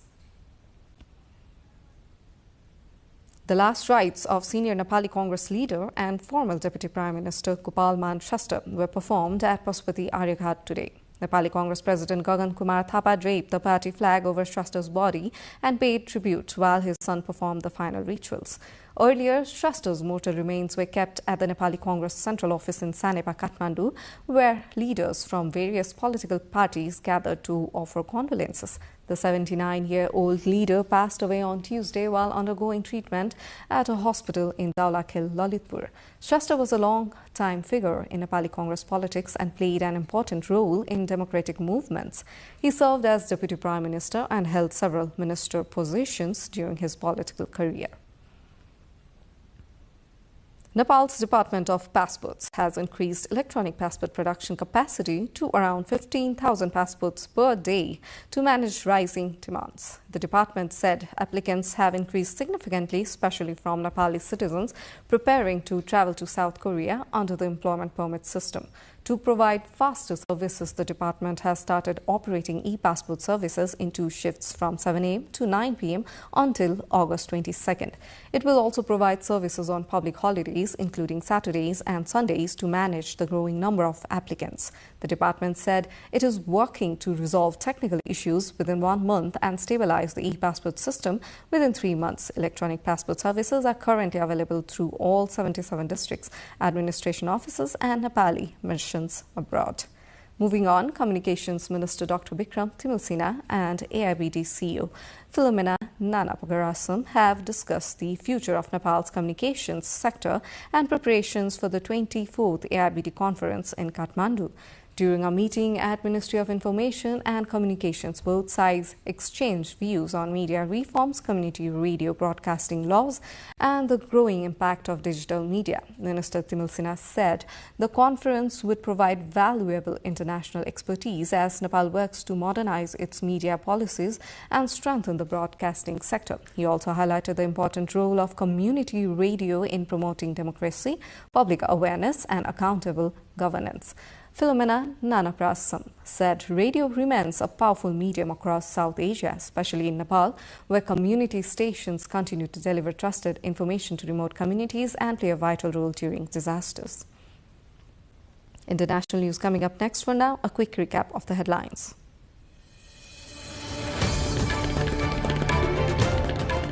Nepal's leaders unite to restore peace after Sunsari unrest. Government strengthened investigation and security measures as officials call for dialogue. Nepal records historic rise in tiger population. Conservation success brings new challenge of protecting communities living near tiger habitats. Government and doctors reach agreement to resume health services, agree to strengthen security measures for healthcare workers and institutions. Parliamentary Committee approves Man Bahadur Karke as Chief Election Commissioner, also endorses 2 proposed election commissioners. US and Saudi forces strike Iran-backed militants in Iraq. New attacks raise concerns over wider escalation in the Middle East conflict. And the Netherlands defeats Nepal by 57 runs in the ICC Men's Cricket World Cup League 2.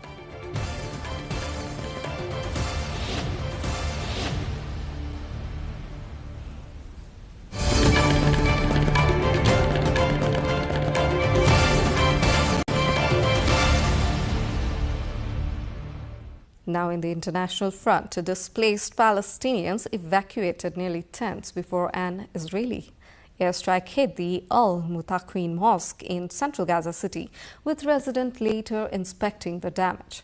The incident underscores the continuing violence in Gaza despite ongoing international efforts to secure a lasting ceasefire. Witnesses said attacks have remained frequent, fueling fears among civilians already displaced by months of conflict. The war has forced large number of Palestinians into temporary shelters, many of which remain vulnerable to continued strikes.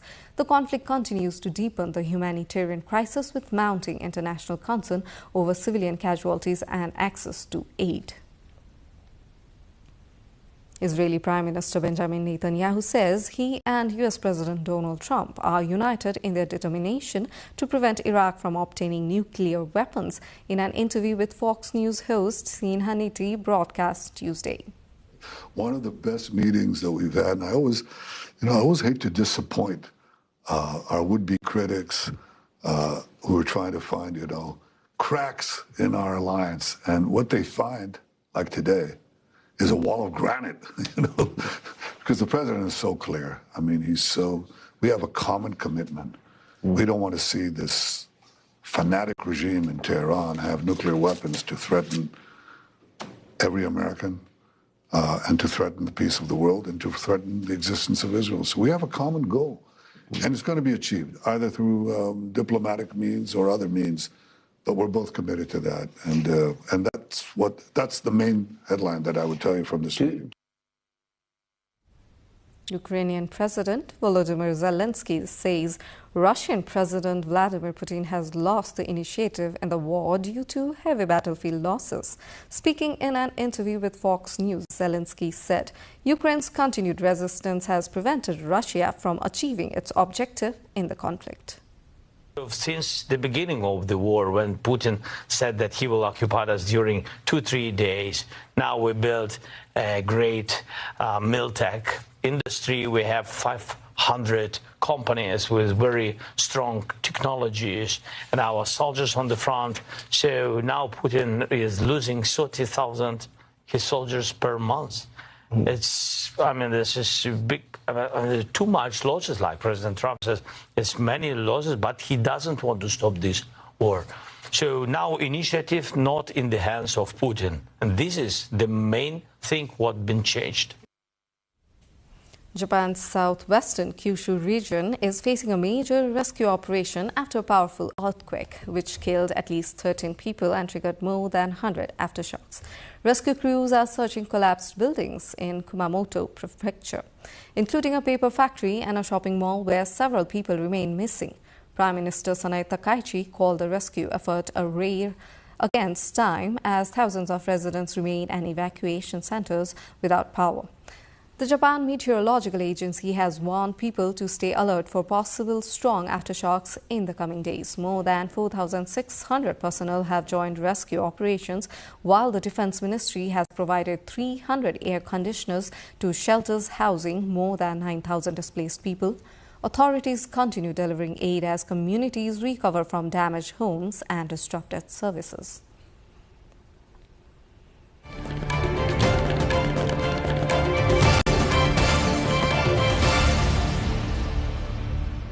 Business news lined up next. For now, a short breather.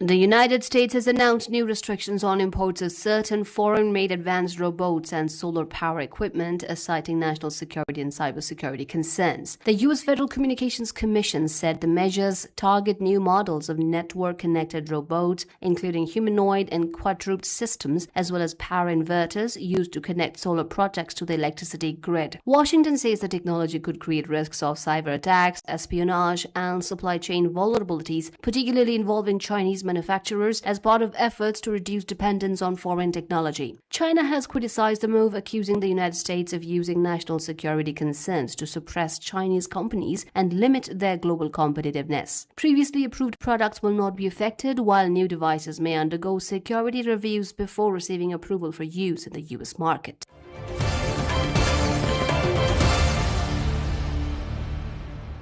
Global stock markets were mixed on Wednesday as investor concerns over artificial intelligence investments triggered fresh selling in major chip companies. South Korea's Kospi index fell 6%, led by sharp declines in semiconductor giants SK Hynix and Samsung Electronics after weaker than expected quarterly results from chip makers. Technology stocks across Asia also declined, with Japan's Nikkei and Taiwan's TAIEX posting losses as markets reassessed the outlook for the AI-driven rally. Meanwhile, oil prices surged after renewed tensions in the Middle East ended a brief pause on fighting, with Brent crude rising above $84 a barrel. Investors are closely watching both geopolitical developments and corporate earnings as uncertainty continues to drive volatility in global markets.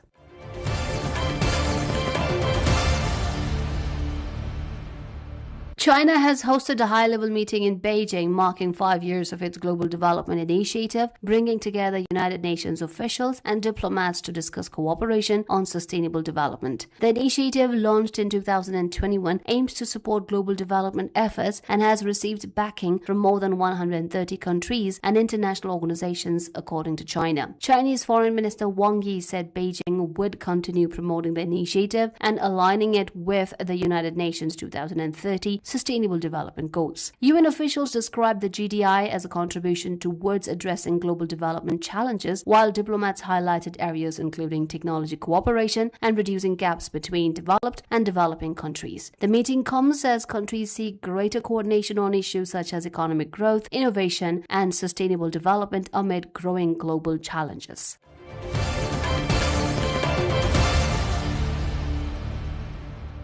Chinese animated film All Wishes Come True has become a major box office success, earning more than 800 million yuan or about 118 million US dollars since its release on July 18. Inspired by the traditional legend of the 8 immortals, the film follows 8 ordinary people who discover their strengths through a journey combining comedy, adventure, and Chinese cultural elements. The movie has emerged as the biggest surprise of China's summer film season, which has generated more than 5.7 billion yuan in ticket sales since June. The success comes amid a growing trend of Chinese studios turning to mythology and folklore following the record-breaking performance of Neja 2, China's highest-grossing film. Produced with a mix of traditional hand-painted aesthetics and advanced digital techniques, including artificial intelligence-assisted tools, the film reflects the country's expanding animation industry and efforts to modernize cultural stories for global audiences.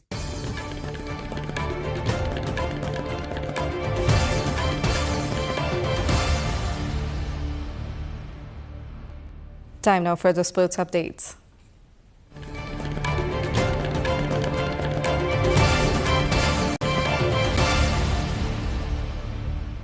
FIFA President Gianni Infantino has ordered member associations $40 million each if they support a controversial plan to sell stakes in the organization's major competitions. FIFA says the move would create a commercial subsidiary to manage events including the World Cup, allowing external investors to buy minority stakes.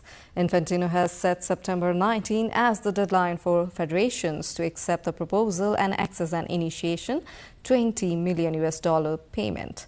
The plan has triggered strong criticism from UEFA and several football bodies, which accuse FIFA of lacking transparency and using football for financial gain.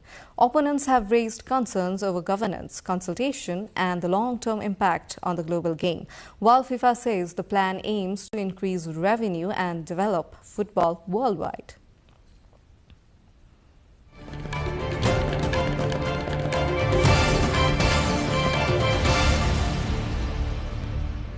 Now the weather updates, first from Nepal and then across the world.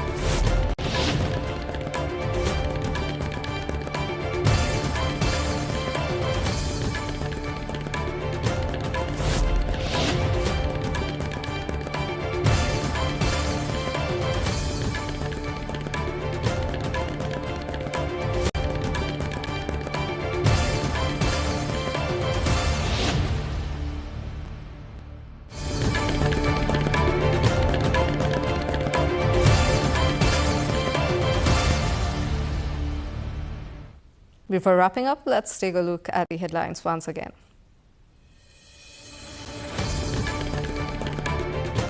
Nepal's leader unite to restore peace after Sunsari unrest. Government strengthens investigation and security measures as officials call for dialogue. Nepal records historic rise in tiger population. Conservation success brings new challenge of protecting communities living near tiger habitats. Government and doctors reach agreement to resume health services, agreed to strengthen security measure for healthcare workers and institutions. Parliamentary Committee approves Man Bahadur Karki as Chief Election Commissioner, also endorses 2 proposed election commissioners. US and Saudi forces strike Iran-backed militants in Iraq. New attacks raise concerns over wider escalations in the Middle East conflict. And the Netherlands defeats Nepal by 57 runs in the ICC Men's Cricket World Cup League 2.